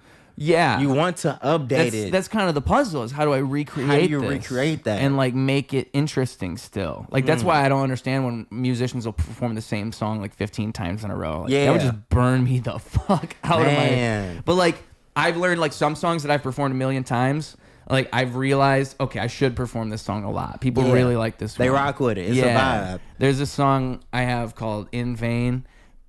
Every time people tell me like, oh, that's my favorite song. That's okay. And I feel I don't want to burn the song out, but people tell me this a lot. So I'm like, maybe I should just perform it all the time. Do you think you can burn out greatness? Probably not. And the thing is, when I perform the song, I feel it it's not like I'm losing the vibe of the song at all. It's just like I don't want to burn the song out myself. True. Okay. So that's what I worry about. It's like oversaturating my own art. I try to challenge myself. Like even open mics, I'll be like, oh, I performed this song at this open. Like because comedians I've seen, they'll like do the same bits at open mics sometimes, which you can get away with. But if you do the same one for like 2 months, they've heard you do the same bit for 2 months. Yeah. I feel like as a rapper, like I have to show up and like show out. I have to show you a different song once a week for like if I'm going to an open mic every time for like 6 times in a row, it's got to be a different song every time. I get that. But just because I don't want, like I want to, I like the diversity of that, you know? Like, and also like, just creating those moments. Again, it's like creating those moments. Like not showing people the same moment, but like creating something new every time, you know? Like that's the beauty of having a lot of material, is you can pull different things out, right? Definitely. Because I've had people where they're like, I've done the same joke but probably added a different word. I'm like, I've never heard you say that before. And it's like... Right. And you think you did everything the same. Yeah. But they say that one thing you did different. And it changed the whole dynamic. Yeah. So... I think that's the beauty of being a creator, is steady learning how to create. And I think that's like the ultimate lesson of life, dude, is to create. I really think like that's why it's so cathartic. I think creating things, to me at least, is like the most cathartic thing I could ever do. It makes the most sense. Like when I've done something, when I know that I've done something, I feel good. That fulfillment of knowing you did something. Yes. It does feel good. Like even with the podcast, if we just hung out and we just had a great conversation, that would be awesome. Part of me would be thinking, man, I wish we captured that somehow. Yeah, and that is true though. Yeah, that is definitely true, because I've definitely had great moments outside talking to random people. And I wish I could have recorded that. Exactly. I wish I could have kept that with me. And that's why I want to pay a guy. Yeah, to bro. Follow me around for real, bro. Like capture honestly, those moments for real. Yeah. And I believe that's the key thing, is these moments. I think life is like, bro, the human experience at times, it has its ups and downs. It has its moments, but I think those moments are what makes this the most beautiful thing. What I think is so interesting, how I like think about it in retrospect, is it's always like the moments you don't like. I think if you like follow the flow of things and you don't like try to, again, like live outside of things and think in the future, it's usually moments that you don't even realize are the important ones as they're happening. Like like there are moments you'll build up in your mind, you'll think these are the important ones, but it's actually other little ones along the way. Like doing this, I've learned I meet so many people through doing it, and it's like random people you'll meet that spider web out into all these other people. And that's like how making connections works, you know? It's random people you meet along the way. On the way, yep. And you don't, like you'll think, oh, it's this guy with this 20,000, 30,000 followers. He's going to be the one that's going to like put me on. But it's actually the dude with 400 followers who runs this comedy club over here that books you every single month. That really gets you jump started. Like it could be anything. It could be anything. But yes, it's random people that you place these values in your mind, and it's not actually even the real thing. It's like you don't even know who you're meeting. You don't even know. And I could give an example of that. I remember I went to a show in Evanston, and I was supposed to rap on the show. Yeah. When I got there, I'm like, I want to do some comedy. Like, I'm gonna switch it up. I'm gonna do some comedy instead of doing the rapping. And then they end up making me the host within the show. Then I go to meet B. Cole. And just meeting him helped my comedy so much because, like you said, now I'm meeting all these other different people from just dealing with one person or meeting that one person. And, you know, it is that. It's not always the big name. It's the people that you meet and just on a standard basis that can change your whole dynamic. Yeah, and I think people just like target like the big thing when really it's like all those little things are so much more valuable. So much more valuable. Like you don't even know, because once you say you do achieve a bunch of success, wouldn't you rather have like a whole big ass group of friends behind you? Yeah. And like when I think about it, it's usually that's usually the story of like all these successful people. Like it's always like they did this, but also they had these 10 other people that helped them get to this. Like most rappers have a repertoire of dudes. Of different people, yeah. Almost always. It's all like a group of people that are at least like riding with them, or like they also make music, or at least like a producer, like something. That's good energy they bring to that person. And like I think about the artists I've met and the people that inspire me, you know, like the people that I would think, oh, I want to keep this person around, because like you know when you find the right people, like people who think like you, and you need creative people. You need that, like, and that is just this moment within itself, like being here, doing an interview, just even our just energy we're sharing, is very needed. Because Dude, I need like a jump starting sense of things, of energy. Yeah. What do you mean? In what way? Like meeting new people is always going to rejuvenate you. Yeah. Because you get to see a different perspective. You get to hear different thoughts. You get to see somebody else's experience here just as much as yours. You feel what I'm saying? Like coming in here, the energy that I felt walking in here. You know, that stuff like that matters. You feel what I'm saying? Energy is not felt everywhere. No. You know, I've learned I do these things on accident. Like I wonder, and again, I think it's just leading by example. Like that's why I say that, because I don't know how else you create that, but I agree with you. Yeah. Like, and I've noticed that, like, because I started off doing interviews forever ago, and I just learned then, there's something in me that can pull something out of people and give them like a genuine representation of what they are. I don't know what I'm doing, but it's something that I'm doing. Yeah. And I've thought about this a lot. I think it's just like, I think a lot of it is just like letting people, like being real, I think, and like just like treating everybody like, even though if you met them the first time, they're your friend and you've known them forever, and just always kind of going at things like that and believing in people and genuinely believing in them and wanting to get to know them and having a good, like, it's like innocent until proven guilty view of everybody, right? Like everybody's cool. Why would they not be cool? And just give them the benefit of the doubt, because why not? Like it's kind of like, you know, and then I think about like improv, like the rules of improv. It's always yes and, right? So that's life. That's all of life. Is you always whatever you're saying, I want to add to it and like let's get somewhere. Let's get to like let's build on this and get that. somewhere. That's how I think naturally. Yeah. And so like I think those are the things I'm doing if I had to guess. Yeah. But like you know, are. I think so. Yeah, you are. I am here to establish you are. But like I've seen so much, especially on like the lower end, because again, you compare yourself to the best things. So like the best podcasts are like the ones that are popular and they've been going for a long time, like people who are well established and do it. That's what I should say, because like it's a long-term thing. It's just like writing jokes for music or anything. It's a craft. Yeah. And over time you get better at it. Yeah. So usually those people who are doing that, I think the comedians, they're often podcasters. I think what's happening there is they just are used to talking and riffing and all that. They just found a way to put it somewhere. They want to do that on a microphone. Yeah. That's like, it's like actually great That for them. is true though. Yeah. If you can riff on during a show and it comes up and it's great and you like, I ain't got to use some material. Exactly. Who don't love that? I'm sure like these big names get so much material off podcasts. Yeah. But I was gonna say, like, there's smaller end like people of like just small followings, they're just building themselves up. They start a podcast, but there's so many where I try to watch them and I'm just wondering, like, what is the idea here? Like, what are we trying to do? Because like a lot of them are like, it's either like there's just, because one thing with comedians, they'll over riff, and so like the podcast doesn't go anywhere because they're just riffing the whole time. It's just them trying to out funny each other. Yeah, it's no real substance, and that becomes the whole thing. That. I've seen that a lot. Okay. Also, one thing I'll see is like people they're just not interesting enough, and maybe they just need to do more podcasts, but like they just don't know how to keep things moving. Yeah, because that's part of what you're doing. You're keeping things like I like that. You're just, it's like if you're a host of a show, it's like if you're anything, like it's your job, you're the MC of the function.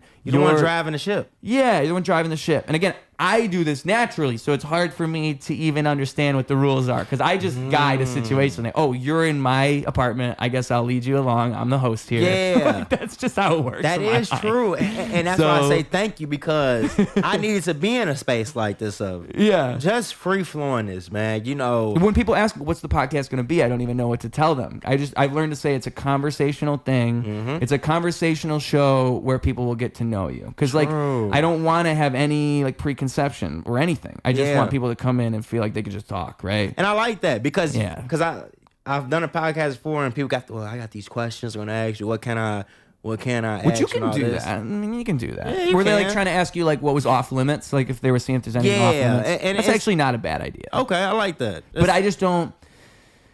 That's not a bad idea, but like most people, there's nothing off limits. Or like afterwards, they'll just be like, "Oh, cut that part out." If it was really bad. True, if it was really bad, yeah. I like the free flowing of this. Thank you. I like I think it's the way. Yeah, because it's like I think people that's people what I like would just listen to. being in the moment of who they are. That's where you capture the best stuff. Yeah. Like I think like that's what I like about listening to podcasts in general. It gives you an opportunity. Like you've seen these people in other things. Maybe it's an actor. Maybe it's a person that's a comedian you like. Maybe you're discovering a comedian. But you get to see them like the way that they think, and them if it's a good show, if it's like a good host, if it's a good energy that's set, you'll get a version of that person that you wouldn't have seen otherwise. True. And an extended version of that person. And like you said, you pull certain things out of people. Yeah. You don't know what they probably have been holding to themselves, and then they get around you, and it's like, okay, they didn't discover something new about themselves they didn't even know they had. Yeah. So then when they step outside, they're like, oh, wow, I appreciate that. I didn't even know I could talk about that so free flowing. That fucks me up when I think about that, dude. It's really hard to conceptualize that, because like, I know I have an effect on people, but you can't even imagine the scope of it. That's why I believe in the butterfly effect, right? Yeah, because I know for a fact what I do is so far beyond me. I can't even, like, sometimes I'll get down on myself. I'll be like, oh, like, fuck me. And then I'll have, like, things remind me, like, holy shit, I change people's lives. And, like, I try not to sound egotistical when I say these things, but it's real. Yeah, it's real. It's really real because, like, people do like need someone to like I think that's what conversations are. They guide your thoughts along, and you get ideas out, and you figure yourself out through talking. And most of the time, people don't talk to people that much. Communication rules the nation. Yeah, and I think that's one of the craziest parts, that now we've been so silenced on things. Yeah, and I think that's where the problems in the world build up, because if nobody's talking about the problem, how are we gonna get to a solution? And I think like part of the game is with that is like, if I trick you into thinking we can't talk about it, then we can't talk about it. Bro, I think that's craziness, because I think it's the gaslighting 101. It is though, because it's crazy. Why are you even mentioning that? For real. And it's when you're younger, they teach you like, oh, don't talk about religion, don't talk about finances, don't talk about this, and then it's like, why the fuck shouldn't we talk about this? Like, we should be able to talk freely, and even if we don't agree, we all have a different perspective for a reason. Yeah. Like, I think about the kaleidoscopes. You feel what I'm saying? Like, there's a reason, like, people are amazed by it. There's so many beautiful angles once you look at it, and it's all pinpointed back to one thing. Right. You know, so I think I used to say this too, I think everybody should at least talk to a stranger once a day. Stranger once a day. Stranger once a day. Or like, yeah, I've heard like the interact idea, with somebody. Like find a new topic and like research it for at least like 30 minutes once a day. Why Like something not? random that you wouldn't normally. I heard Tyler the Creator once say that he listens to different types of music once every day. Okay. Like stuff like that where you got to experience something different outside of your scope. And that is true, Yeah, bro. yeah. It's a Hispanic rapper on my Spotify. I don't know what the hell he's saying. But it's fire. But it's fire. Yeah. Like, bro, and it's like, it's crazy how, like, I've heard some nice Hispanic music at my work. Like, Yeah, they'll bro. be playing it, and I want to ask them what song it is, but I don't speak Spanish. don't speak Spanish, bro. So it's like, but it's that experience of somebody else's point of view, and it's just energy. Yeah. It's like that's another thing. Like, the energy we share here is human beings is crazy. And like, it's contagious. It is though, and it's Yeah. crazy how like the social construct kind of does create barriers that aren't really there half the time. No. It's really like just stepping into the unknown of just being here. Yeah. You know, like, you can't be too paralyzed by the fear of what can happen instead of like trying to see what won't happen. You feel what I'm saying? Because like, I think a lot of times that what keeps people like just satisfied where they're at, because they like, I know where this is at. I'm not too sure about what might happen. Right. You feel what I'm saying? And I think that's you gotta try. Yeah. You gotta put yourself in them places that you probably normally wouldn't put yourself in, because you're gonna learn something about yourself, that situation, and just the moment of whatever was happening. Yeah. Yeah. And again, it's like the random things you don't realize. Like, it's through trying. And that's why I say, like, getting in the process of things. Like, by doing something over and over, you just do it. It's it's no longer the conversation of like, oh, am I going to try or am I not going to try? It's, oh, I've been trying. Like, am I going to stop this? Like, we already got this train rolling. Like, like, it's like if you go to the gym 3 days a week. Once you've done that for 3 weeks, it's a lot different on that fourth week than it was when you first started. Yeah. You aren't like picking yourself up as much to do it because it's just what you're doing. Just what you're doing. But that's all of these habits. Like, I think too, like, it's like if you make the choice to do it and go and try, you become the person that falls into that cycle of making the choice to go and try. And that is the person you ultimately want to be. Is someone, I think all of life, one of my theories is that you're just facing resistance, mental resistance, physical resistance, spiritual entropy, resistance. spiritual resistance. Everything is working against you at all times. And your ability to face that resistance is directly correlative with the quality of your life. Like, you just need to be able to face the resistance better in all these different ways. Spiritual resistance is a good one, because you're right. That's a big one, right? Yeah. But it's all kinds of things. And if you don't do it, it will get harder. If you don't face the resistance, it'll get worse. True, yeah. And you have to face these things. Yeah. Because, that's why, again, I think creating is facing resistance. Yeah, you have to, because I think, like, I want to say, like, it's just like if you let certain things keep sliding in life, it just keeps attacking you. Yeah. You feel what I'm saying? Yeah. Like, you know, it's like if you keep snakes in your grass, eventually they'll come out and bite you. Yeah, you feel what I'm saying? Like, you have to, and I can't wait till you hear my song, because I say that, like, I think the line is like, I'm so resilient. I can't think of the lyric right now, but I want you to hear the song, because I say a line and then it's like, you have to fight back in some type of way. You feel what I'm saying? Even if it's taking time out for yourself to be creative. Yeah. As in, like, you know, I got to call off these 2 days. I got to get back into me. Yeah. I got to ground myself in who I am. You feel what I'm saying? Not what the world needs me to be, because the world needs you to be workers. Yeah. You feel what I'm saying? The world wants you to be workers. They you know, just think about it. Like, we need mailmen or mail ladies or mail carriers. We need people who serve people. Like, we need all these people. Yeah. You feel what I'm saying? But, man, get grounded yourself, dog. Yeah. This life is, you go by fast. Well, and the other thing too with like getting outside of yourself is to, like, you know, enjoy that reality. To enjoy the reality that I'm the mailman who's also a comedian. Like, what a life to be living right here, right now. And you have to think like that about your life. Yeah, right. You have to. Well, that's what I was saying before about like thinking third person. Third person, and bro. getting like that perspective on me, like placing myself in the reality that I'm in. Like the fact that I'm the rapper that talks to comedians is a very silly predicament to find oneself in. You know, that's a fun position to be in. That's fun, bro. And so like, and no one else can say that. And so like, but it's weird. It's how you get there. Like you don't realize you're there. You don't realize how many people. Like I'll go to open mics and all these comedians will say hi to me and I'm like, oh yeah, like that's how this works. Yeah. But you fall outside of yourself and you forget in that moment that you're in, right? Yeah. And it's like you said earlier, you get to another stage and then you realize how great that last stage was. I try to always place myself in perspective. Think it'll get better, but this will actually be what I reminisce on is this. Yeah, bro. Have you ever heard that thing where it's like, what if you were just yourself experiencing your memories like as you die? Like what if everything you're seeing right now is you just re-experiencing your memories all in a flashback as you're dying?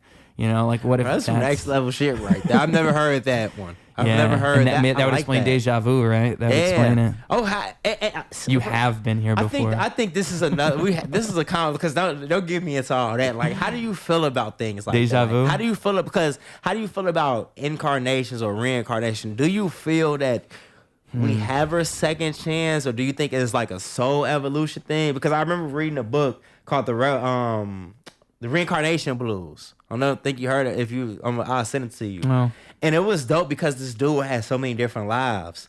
Like, and he kept trying to. I think he was like, it's been a minute since I read it, but like he kept evolving through each one of his souls. Like his first one, he was really satisfied with. This was like he was a fisherman who was a wise man. People came and talked to him, but then they like, look, you got to change lives. Like, how do you feel about that? Do you think that's a? I've heard of like different stories where people say that they remember their past lives. There was some guy who was on Aubrey Marcus's podcast a few times who he claimed he could sing in like a different language and like an unknown language that was undiscovered, and he would sing this song. He would tell about his previous lives. I don't know.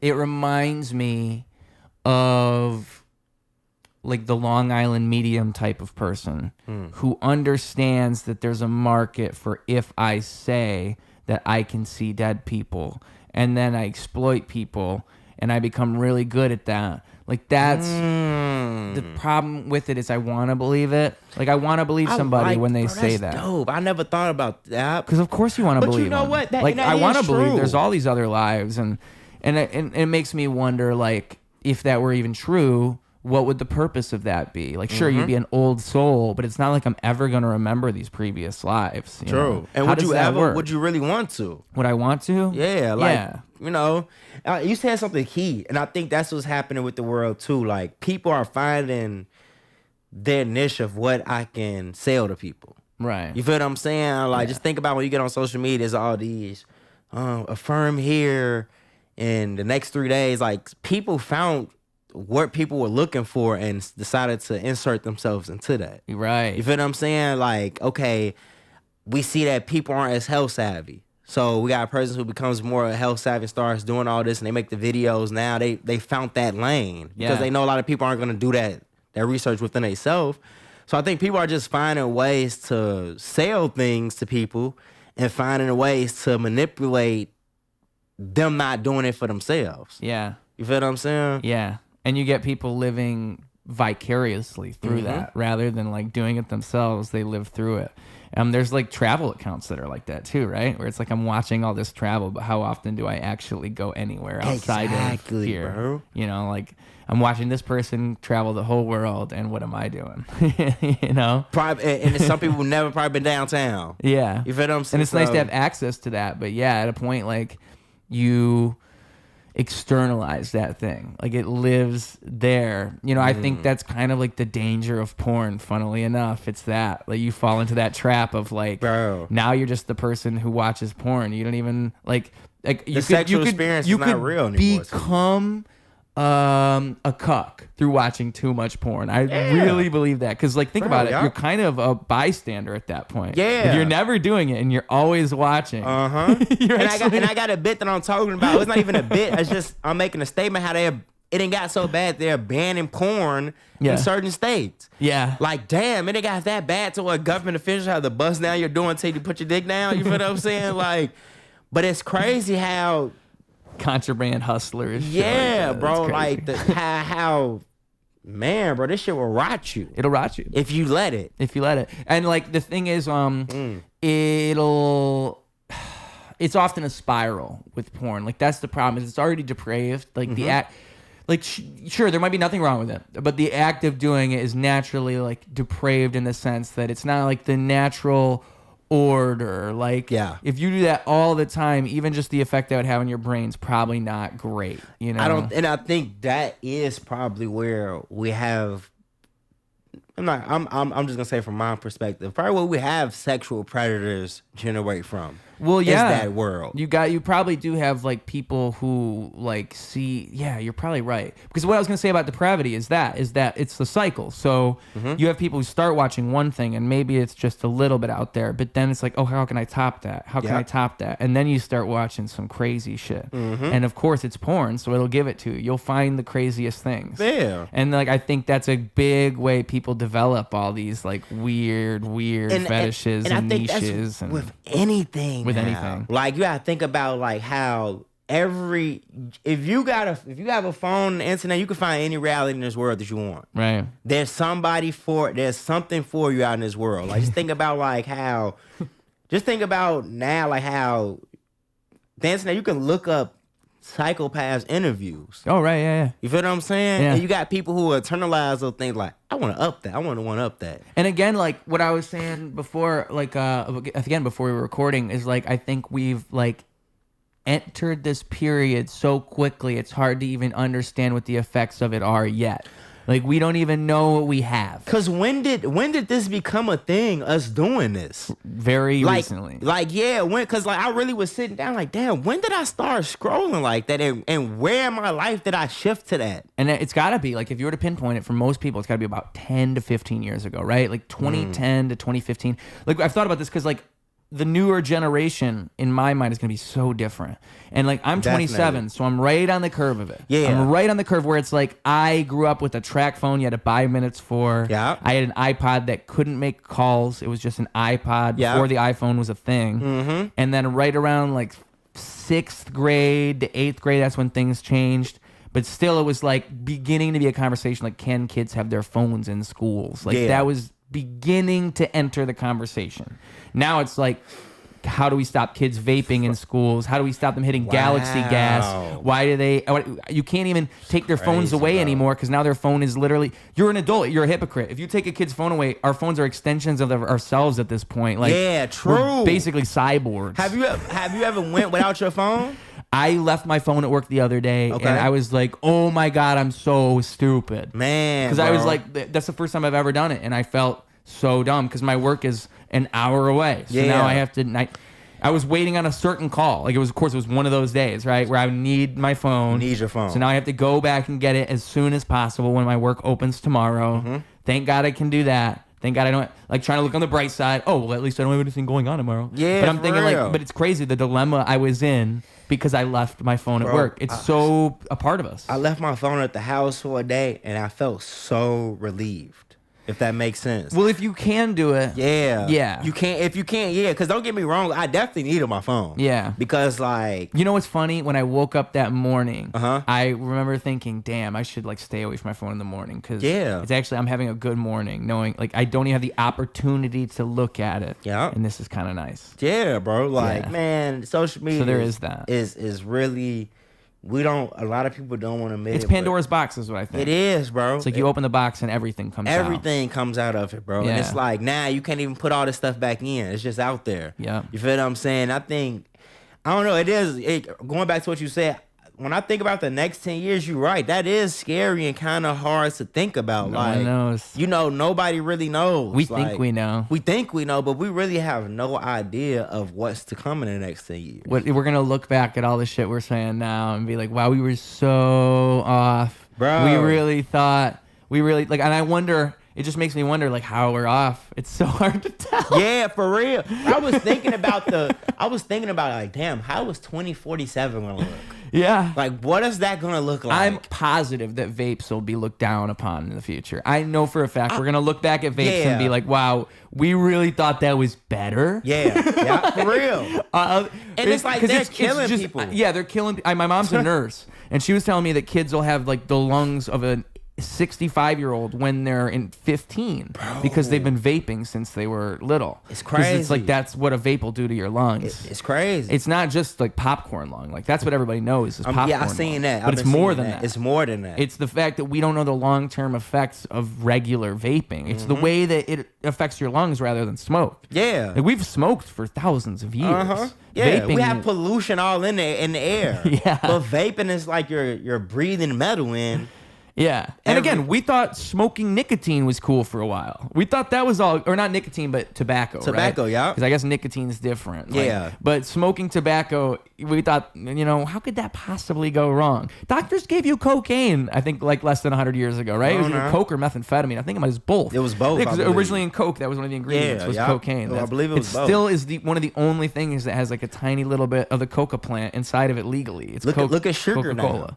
Sugar. Look at the effect of sugar now. Yes. You finna look at the effect on everything. Damn, they're like, bro, it is crazy how like everything is like broken down and affect us in such a dynamic way. Like, bro, look at the food we we digest every day. Yeah, like I was just watching on Netflix. I think Fed Up or one of those like food health shows or that shows you about all the things that are really in the foods. I was like, damn, bro, like we're slowly eliminating our own process of being here.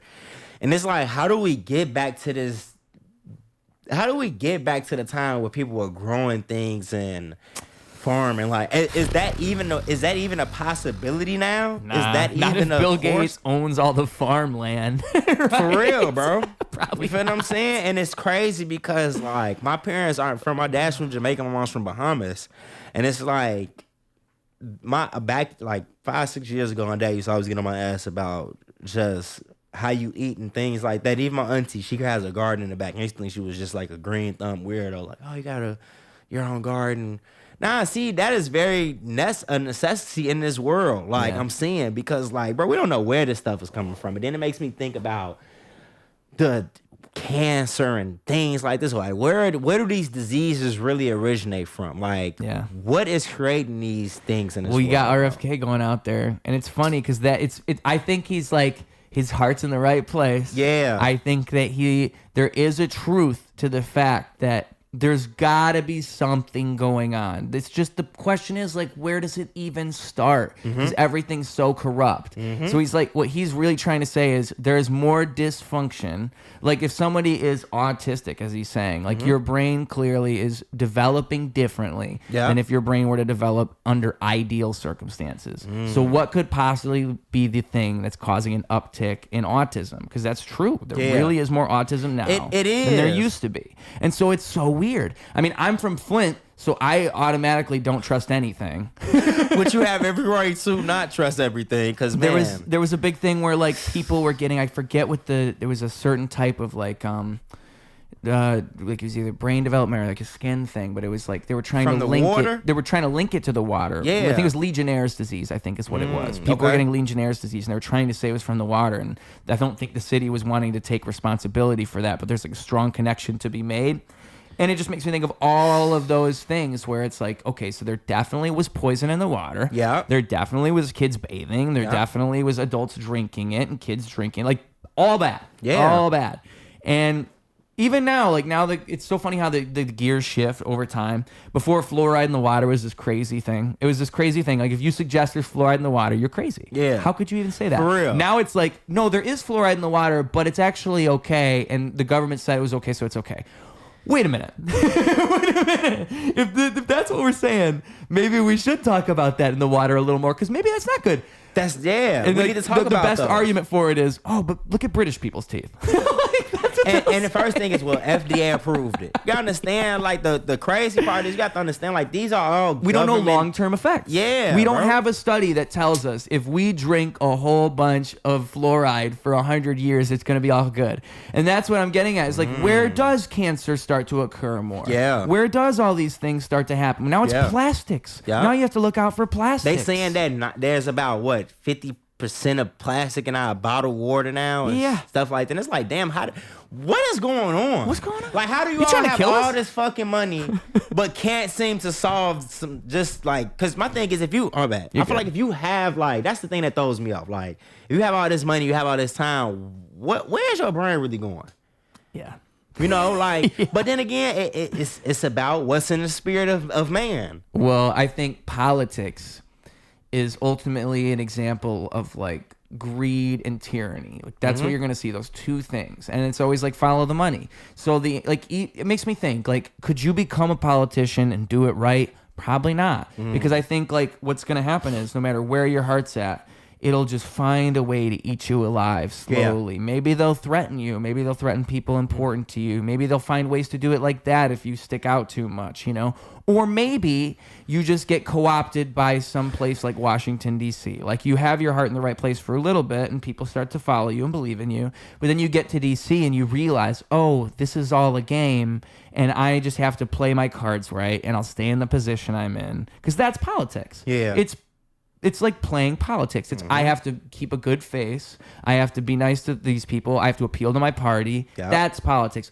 People are paying me to say what I say, so I have to say the right things. Yep. That's politics. Not I'm going to do the best for the people that serve me. True. I like the way you broke that down. That is true, though.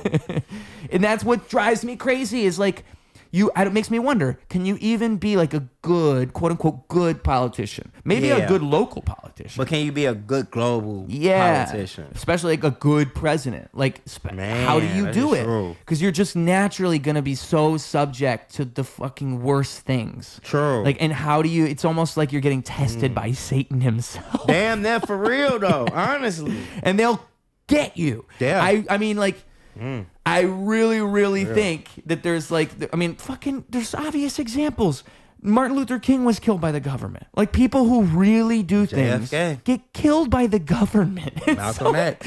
The whole thing makes me think, like, where's the line? Like, can you really even do good things? What's crazy is they're trying to govern what's meant to be already. Yeah. You feel what I'm saying? Yeah. Like, the government is funny as hell because it's like, you're trying to change things that are kind of already, God kind of already set it up for it to be this certain way. And that was the idea of America to begin with. Yeah. One nation under all, right? God sees upon the earth. The way of God is to give people the path towards their own happiness. That's the pursuit of happiness. That's what they were talking about. Like, it's giving people the freedom they should have in order to live out the life they want to live. True. So when you have a government that is more focused on like not doing that, not allowing you to pursue those freedoms, then obviously something's failing, right? Yeah, for real. Like, honestly. Like, I think the Constitution's a fun document. I don't think the government really cares about it. Bro, the Constitution is made for your persecution. It's not made for your retribution. Like, the Constitution is not for us at all.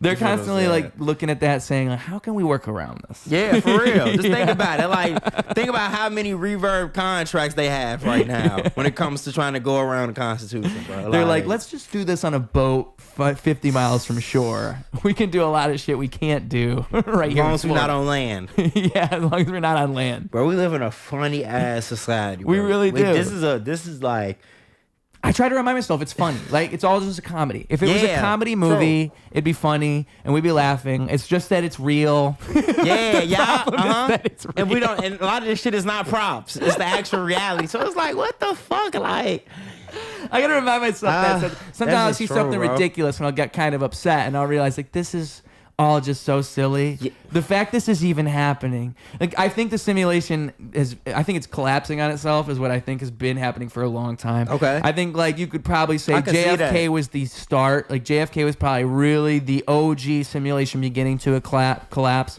Yeah. And then maybe even World War II, but I would say JFK. And then 9/11 is where it really started to cave 9/11 in. definitely shook some shit up, and like I was young as hell, but it's like when I get older, and I'm like, damn, like It's the fallout of that is still occurring today. still, bro. Yeah. And we talk about the pandemic shift and everything. I think That again. I think 9/11 shifted a lot of things that flowed into the pandemic. Exactly. You feel what I'm saying? But that's why I connect these things, because I think it's all the simulation just beginning to cave in more and more. And then I try to think on a wider scale, like maybe what if God is using tragedy to get us to come together, and we're still not using it? Because it's what I think is crazy is like how the pandemic and even like with our president right now, like it's crazy how like certain things will bring us together. Right. And I feel like, does God use tragedy and chaos to make us see that we're all connected in this? Because I think like my thing is like the race thing is kind of dumb to me, because at the end of the day, like I think it'd be kind of weird if everybody was just one color.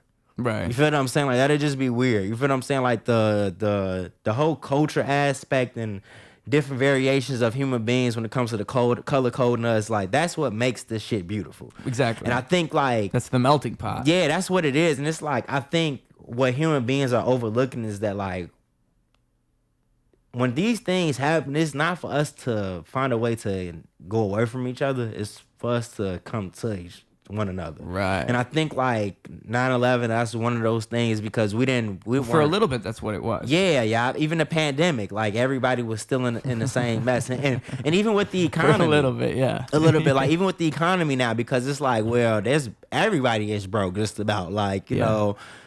So it's like I think like the Bible, the story of the Bible with Jesus being the savior figure, it is kind of Jesus telling you and them not listening and killing him anyway. Yeah. And that's probably closer to what's really happening, right? True. We don't listen. We don't listen at all. We continue down that path, and then Jesus has to come back. That's why we're hoping he comes back. Yeah. Seems like we're just not learning the lesson. We not learning the lesson. Like, and that's crazy because it's Easter Sunday, right? Is it? It just passed. Just passed. It Okay, just well, passed. Sunday, but it's like, yeah, like Easter was 420 this year. it was? Fun. Damn, Yeah. okay. That's how I know I be working too much. Goddamn. You know what I'm saying? But it's like, You saw an Easter. Why the fuck is that guy dressed up like a bunny? yeah. Thinking you're Donnie Darko Bro, or that's, something. and Easter, like, that's crazy because, like, bunnies don't lay eggs. Yeah. Yeah, I got to talk to whoever invented Easter. Yeah, bro. Like, Can we call him? I don't know, right? If Jesus does come back, I think it's going to be a very... I think he's Kanye. I think it's Kanye. Bro, that is hilarious. Because I don't think it's going to be what we think it's going to be. I don't think it's going to be like somebody coming out the sky, and I think it's going to be like the regular bus boy at the cafeteria who was like, you know what? I've done enough research here. Yeah. You feel what I'm saying? Yeah. Like, I don't know, man. That whole, I wish we could have got more into that. I know I got to get up out of here shortly. It's 2, 3, 4. I keep saying that number a lot. What time? How much longer do you got? I probably got like 10 minutes left. So what we can do then is we can give this a little wrap around, a little bow on top, a little daisy on top of the flower pot where all the soil that we just planted is. Yeah, you our know? vegetation is great. I think we just planted a lot of. Planted some Please, seeds. if you have me back, man. I like. It's crazy because like the deeper we got into it, I feel like it's so much more I could have dug deep into with you. Like, so, bro, this is a great experience, my friend. Thank you, great sir. experience. Like, Thank you. So yeah, And you said you did a podcast for a little bit? Yeah, it was called Hey, That's That Podcast. Okay. You know, what happened wasn't that tech savvy. The next I did 3 episodes. The other 2 I didn't get a chance to upload, and I couldn't get the audio data. So I only got the actual physical video, and I think I'm gonna just stop being like a hoarder about it. Just put it out and there. just put it out there because it was a very great episode. The first episode was just me just breaking the mode of doing something new. You just got to think about it like open mics, right? Yeah. Think about it like it's just another thing you're doing. You're going to get better at it over time. No matter what, you just have to do it. And you just have to do it. And that's what's going to make it better is just doing it. Just doing it. Especially if you're doing a solo podcast. Yeah, right? I was doing it solo. And the next 2 episodes, I brought people in. Cool. And that helped a lot. But yeah, the first one was very like, oh, wow, I'm doing this by myself. It's just me and my producer at the time. And it was like, this is different. So I like that. Just do it. Just do it. Just do it. Because like the thing is, if you do a couple more solo ones, you're like, no, I need guests. It's like, okay, at least you did the solo ones and figured that out. Yeah. Because you have to do it to figure it out. Got to. Maybe you could. Maybe episode. Some people can do solo ones. Some people are good enough to do solo podcasts. Like they can just pull that off. There's like Tim Dillon, Bill Burr. Those are a couple comedians who have done solo podcasts almost the whole time. Like them having guests is actually them switching it up. Yeah. And that's cool. It's cool to be able to do that. So if you can, by all means. But like I do it with guests just because I know for a fact, like that's for me, that's where the magic is wherever that connection is. That connectivity with people, man. Yeah. You know, that's the beauty of it. And I think that's why, like, I think the next few I did, I was like, let me get some people on here because like I got my own thoughts and stuff, but it's like I like connecting. And you're putting your friends on in a way and people on, you know, it gives you something to provide to them. So it's cool. Yeah, like this is you're providing such a great platform for comedians who probably wouldn't, you know, think to do podcasts or probably don't get that light. You feel what I'm saying? Well, and I understand how it is because, like, again, how I said before, there's a lot of stuff out there. So, like, I can see why comedians get this idea, oh, these people just asked me to do a podcast. Like, I don't know what that's going to be. I don't even know this guy. So, like, to be able to have, like, a comfortable place to come chill rather than like this more interviewy type thing where I'm like a dork and I'm wearing a suit and I did all this research, you know. Sure, I could do that, but that would be such a different energy. And I think like my favorite interviewers, I just try to model myself after the people I think do things right, you know. Like Nardwuar, Sean Evans. Nardwuar, I like awesome him. That people. dude's hilarious, bro. Because he pulls things out of people. You'll pull moments out of people, and really, that's what you're trying to do is capture something, you know. And I appreciate that because like I think sometimes you do get so uptight with just trying to do things. We all do. We all do. We need moments of this. Like I think the thing is like, in this world, like, people have to wear, like, such a mask. Like, I want us to be able to just be who we are free-flowingly. That's the true, like, that's the greatest form of love. Yeah, man. You know? That's one of the greatest compliments I've had people tell me. Like, me being myself means something to them. It means something, that's bro. That's such a fucking... Again, it's so hard to put into perspective the actual effect that your actions have. Because that's just me being myself. Yeah. I can't, there's no external thinking about it. It's just me being myself. But the after effects of that ripple, you know, and it's so hard to understand how that works. Through being yourself, other people open up a little bit. Then they be themselves. Then they take that and they spread that out a little bit into their life in ways that you don't even realize because you don't see it. You know, like, and it's all of that all the time. You're always constantly changing people in different little ways you don't even realize. That's why you don't be a piece of shit. That's why you don't be an asshole. For real, You'll make people pieces of shit. You'll ruin them. For real. Yeah, bro, like, and that is so true, man, bro. This is a dope ass podcast, bro. Cause that is true. Like, bro, we create the monsters that we hate in this society. We bro. do. We create them in the little instances, like you said, like the butterfly effect, the ripple effect. Bro, you would be surprised at how you just acknowledging somebody, smiling at them, giving them eye contact will make people feel so connected to this world. I like the shirt you're wearing today, that type of thing. Yeah, bro, that stuff matters because like it's so easy to be disconnected here. Yeah. You know, it's so easy to isolate yourself from this society.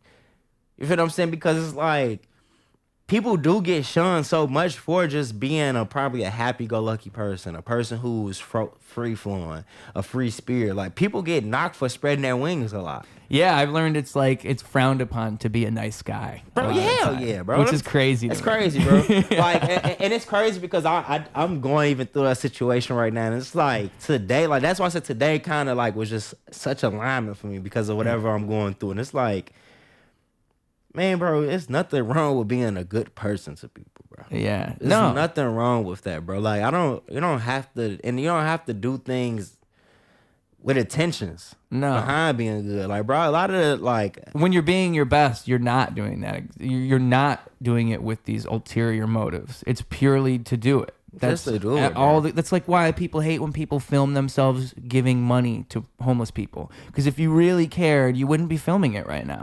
You would just be giving it to them. Man, bro, so many times I didn't did stuff with people. Just matter of fact, this is okay. I'm weird like this. During the wintertime, bro, I was shoveling other people's parking spots. Yeah.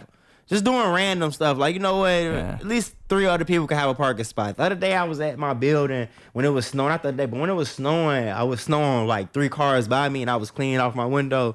I was like, let me just clean off their shit too. And knock the snow off. Like, nobody who has to know I did. Well, people know now, bro. But like, we just do stuff, bro. Yeah. Just do great, good things for no reason, bro. Return that shopping cart, kids. Oh, yeah. I used to push shopping carts, too, at Jules Oscar. And I still do. Like, I would just find myself in the parking lot, bro, collecting shopping carts and pushing them back in or pushing them into the little thing. Like, let's go. Bro, we need more of that. We do. Like, we need that, bro. There's nothing wrong with that. Like, and believe in the fact that you could change the world through all that little shit, you know, to believe shit, that all that stuff matters. It does matter, bro. Just think about all the assholes that make other assholes, like you just said. Like, come on, bro. Like, and you know what's crazy? How shocking being good to people makes people feel. Like, I've talked to people randomly outside and I see the shock on their face. Like, what the fuck is going on? Like, this person is actually genuinely speaking to me or conversating with me. And you will see once you leave, and they'll be like, oh, have a good one. You can see, like, they need it, though. Not even needed that. That is needed for all of us. I mean, again, like, almost always when I'm doing this show, it reminds me that I have that superpower in me, that I can have that effect on people. You know, it's truly something to believe. I think, and it all starts. You're more interesting when you're interested. I heard that once. I think just giving a fuck and just wanting. Because it's like, you know, people will have, if you have like this I thought this was going to go this way, and I'm not going with whatever you are, and I'm not feeling whatever you're feeling out, then it'll be different, and I won't be as interested because I'm trying to do the thing that I rehearsed in a way. And often, like, people have this thing they want to share. They want to. They just don't know how to share. They don't know what. And also, they're going through a million things you don't even realize. There's all these underlying things that you couldn't possibly predict. Yeah. And so, like, by having this, like, freestyle flow to any situation, you can kind of, like, allow them to flow into whatever they naturally need to flow into. And that's how we get to better places as people. I really think that. Because we all struggling with something. All of us, We all got something that's against us becoming the best person. And life is naturally this confusing puzzle you have to figure out. Bro, that's what it's always going to be. We all pieces to the puzzle, bro. Yeah. You feel what I'm saying? The more that we come together, like, the more we unlock the landscape of what this is all about. Yeah. You know, like, I think they've programmed us to just think that it's just us by ourselves in this, bro. We all in this together, bro. I think so. You know, and it's like, and it's crazy because, like, people try to make that seem like that's very deep talk, bro. That's the surface level of it. The deep talk is like once we start coming together and we start healing each other and seeing how we affect each other on a grander scale, bro. Yeah. You know, and I think that's the craziness of society is like that. And connecting on a human level. On a human level. I think that's like what music is at its core, is like creating an emotional thing we can feel, like that human connection. We can feel what they were feeling. Like art is trying to recreate that human inspiration you felt. And so now how can I recreate that connection I felt in my mind, in your mind? How can I reignite that flame in you? Sure. You know, like, how do I do that? Because like, you're always like, you always do have that effect. You always can do such a thing, you know, if you're trying. You really can, And it really makes me think, dude, like, you know, how does one change the world? Just one little change at a time, like one little butterfly's wings as it is. Like, it's really like that. It's really those little things you do, and you don't even you don't even know. Like somebody walks away from that and they feel like you said, they're walking away with this whole different energy than they were when they were walking into it. A whole different perspective. And that could change their whole month, their whole year for all you know. Yeah. Can change their whole mindset towards something. Exactly. You feel what I'm saying? It makes me think in my mind when I first discovered some things, like when I first found a thing and it made me think about things differently. And you never, again, it's the thing you're never looking for. It just happens to happen. It just happens. Because I've had so many moments of like that in my life. I can say like, oh yeah, I remember when I found this, and I probably wouldn't be the same if I hadn't found that at that time. Yeah. You know, and it's just crazy. And I think it's all belief. It's all like how I said at the very beginning, it's not being nihilistic, not thinking it doesn't matter, thinking it does. Yeah. And having like a framework of reality you're building yourself. Like, oh, this must all mean something, right? Yeah, for sure. You need that. It has to mean something, or else what the fuck are you doing? I think that's why people need to create, like have some type of outlet. Write something. Even if you don't want to write music, do art, just write an essay. Just write something. Just write get your thoughts. bro. Get a journal. Yeah. Like something to put yourself down because you have to figure the world out. You gotta figure and this people out, will bro. help you do it. Bro, if you're open to it, people will help you find that. And you gotta be your own self-fulfilling prophecy. Yeah. Yes, dude. That's a great way to put it. Yeah, you have to be, bro. Yeah. Like you gotta write your story out. You gotta put that pen to that pad, bro. You know what I'm saying? Because I think that when you don't become your own self-fulfilling prophecy, they prophesize what's gonna happen for you. You know, and usually it's not gonna be for the greater of your good. It's gonna be the greater of the system. Yeah. You know, so it's like, you know, we have to teach people to be dreamers no matter what field you're in. Yeah. You know, never give up your imagination. Never. You know, and I think that's one of the key things that's happening a lot too. People are losing their imagination because of the harsh reality of what we're seeing every day. Yeah. So people believe that now probably dreaming is like, oh, that's just a thing. Yeah. But you don't know that's like part of your soul's journey. Is you dreaming. Like, bro, you can dream yourself out of any situation that you in, bro. Yeah. You know, you can imagine yourself, you can manifest or pray, whatever yourself into whatever reality you want, bro. Yeah. And it takes time. Some things may be instant. Some things may take 5 to 10 years. But don't worry about the time scale of it. Just know when you get there, you're there. And it all began with that imagination. Yeah, Some bro. idea. Popped bro. into your brain. If that was never executed upon, you wouldn't have gotten there. You know, it all begins with that ideation. You never know how your dream, you never know how many souls your dream might save. Wow. You feel what I'm saying? Dude, when people ask me like what's my ultimate career goal, it would be to affect as many people in a positive way as possible. Like that's as simple as that, you know. How many people could I have that positive effect on? Yeah. That's why I would want reach. That's why I'd want people to see me. Yeah. Is that because I could do that more. It's just as simple as that. And that's the beauty. That's the beauty of this because I had this thought just in the bathroom this morning, like, it may not even be your craft or your talent that changes the world. It may just be who you are as a person. And that's just the medium. Yeah. You feel what I'm saying? Like, your character might, like, people might. I think the best of all time, that's always it. That's always what it is. It's their character bleeding through the medium in a way that transcends above the medium itself. Yeah. It becomes something so human because we can feel them through it. Right? And again, it's like recreating of whatever that spark is, that fire that drives them. We can all feel it through them. You can feel people's passion of their realness. Yeah. With things. That's why reality always wins. Yeah, bro. Yeah. You feel what I'm saying? You can feel this stuff, bro. Like, man, I think, this is a beautiful experience. Yeah. I appreciate it. We could keep going forever. Bro, I'm going to tell you the truth, bro. If I ain't have to go do this show and I had another interview, we'll still be here. I'm telling you, like, like at least had the cat just chilling, bro. Like, the energy is here, bro. It's here. I feel it, bro. So I appreciate you for having me on. I can't wait to see how this elevates more for you. I love what you're doing for yourself. I love what you're doing for the community of Chicago comedy. I love how you're giving people a chance to be seen, be heard, and be thought of. you know, and be appreciated in the moment. You feel what I'm saying? So I appreciate you for having this for me and others like me. Thank you. I love what you're doing. Continue to do what you're doing. Keep pushing, and bro, it's just up from here, bro. I already know. It's just up from here, bro. Tell the people where they can find you on social media. You can follow me on Instagram at Shakes the Comedian, on Facebook Market Shakes. I believe my Twitter is _Shakes__. My YouTube is Shakes the Comedian. My Spotify is Market Shakes. Look up That's That Podcast on the podcast, and I'm here out in the world. You might see me delivering to your grandma or yourself, you know. So I appreciate you, brother. We got a delivery man with the delivery, the rapper, the rooster himself, Roost Radio. We had a great time with you folks. This man will be back again. We'll be shaking some bacon. You heard it here first. Roost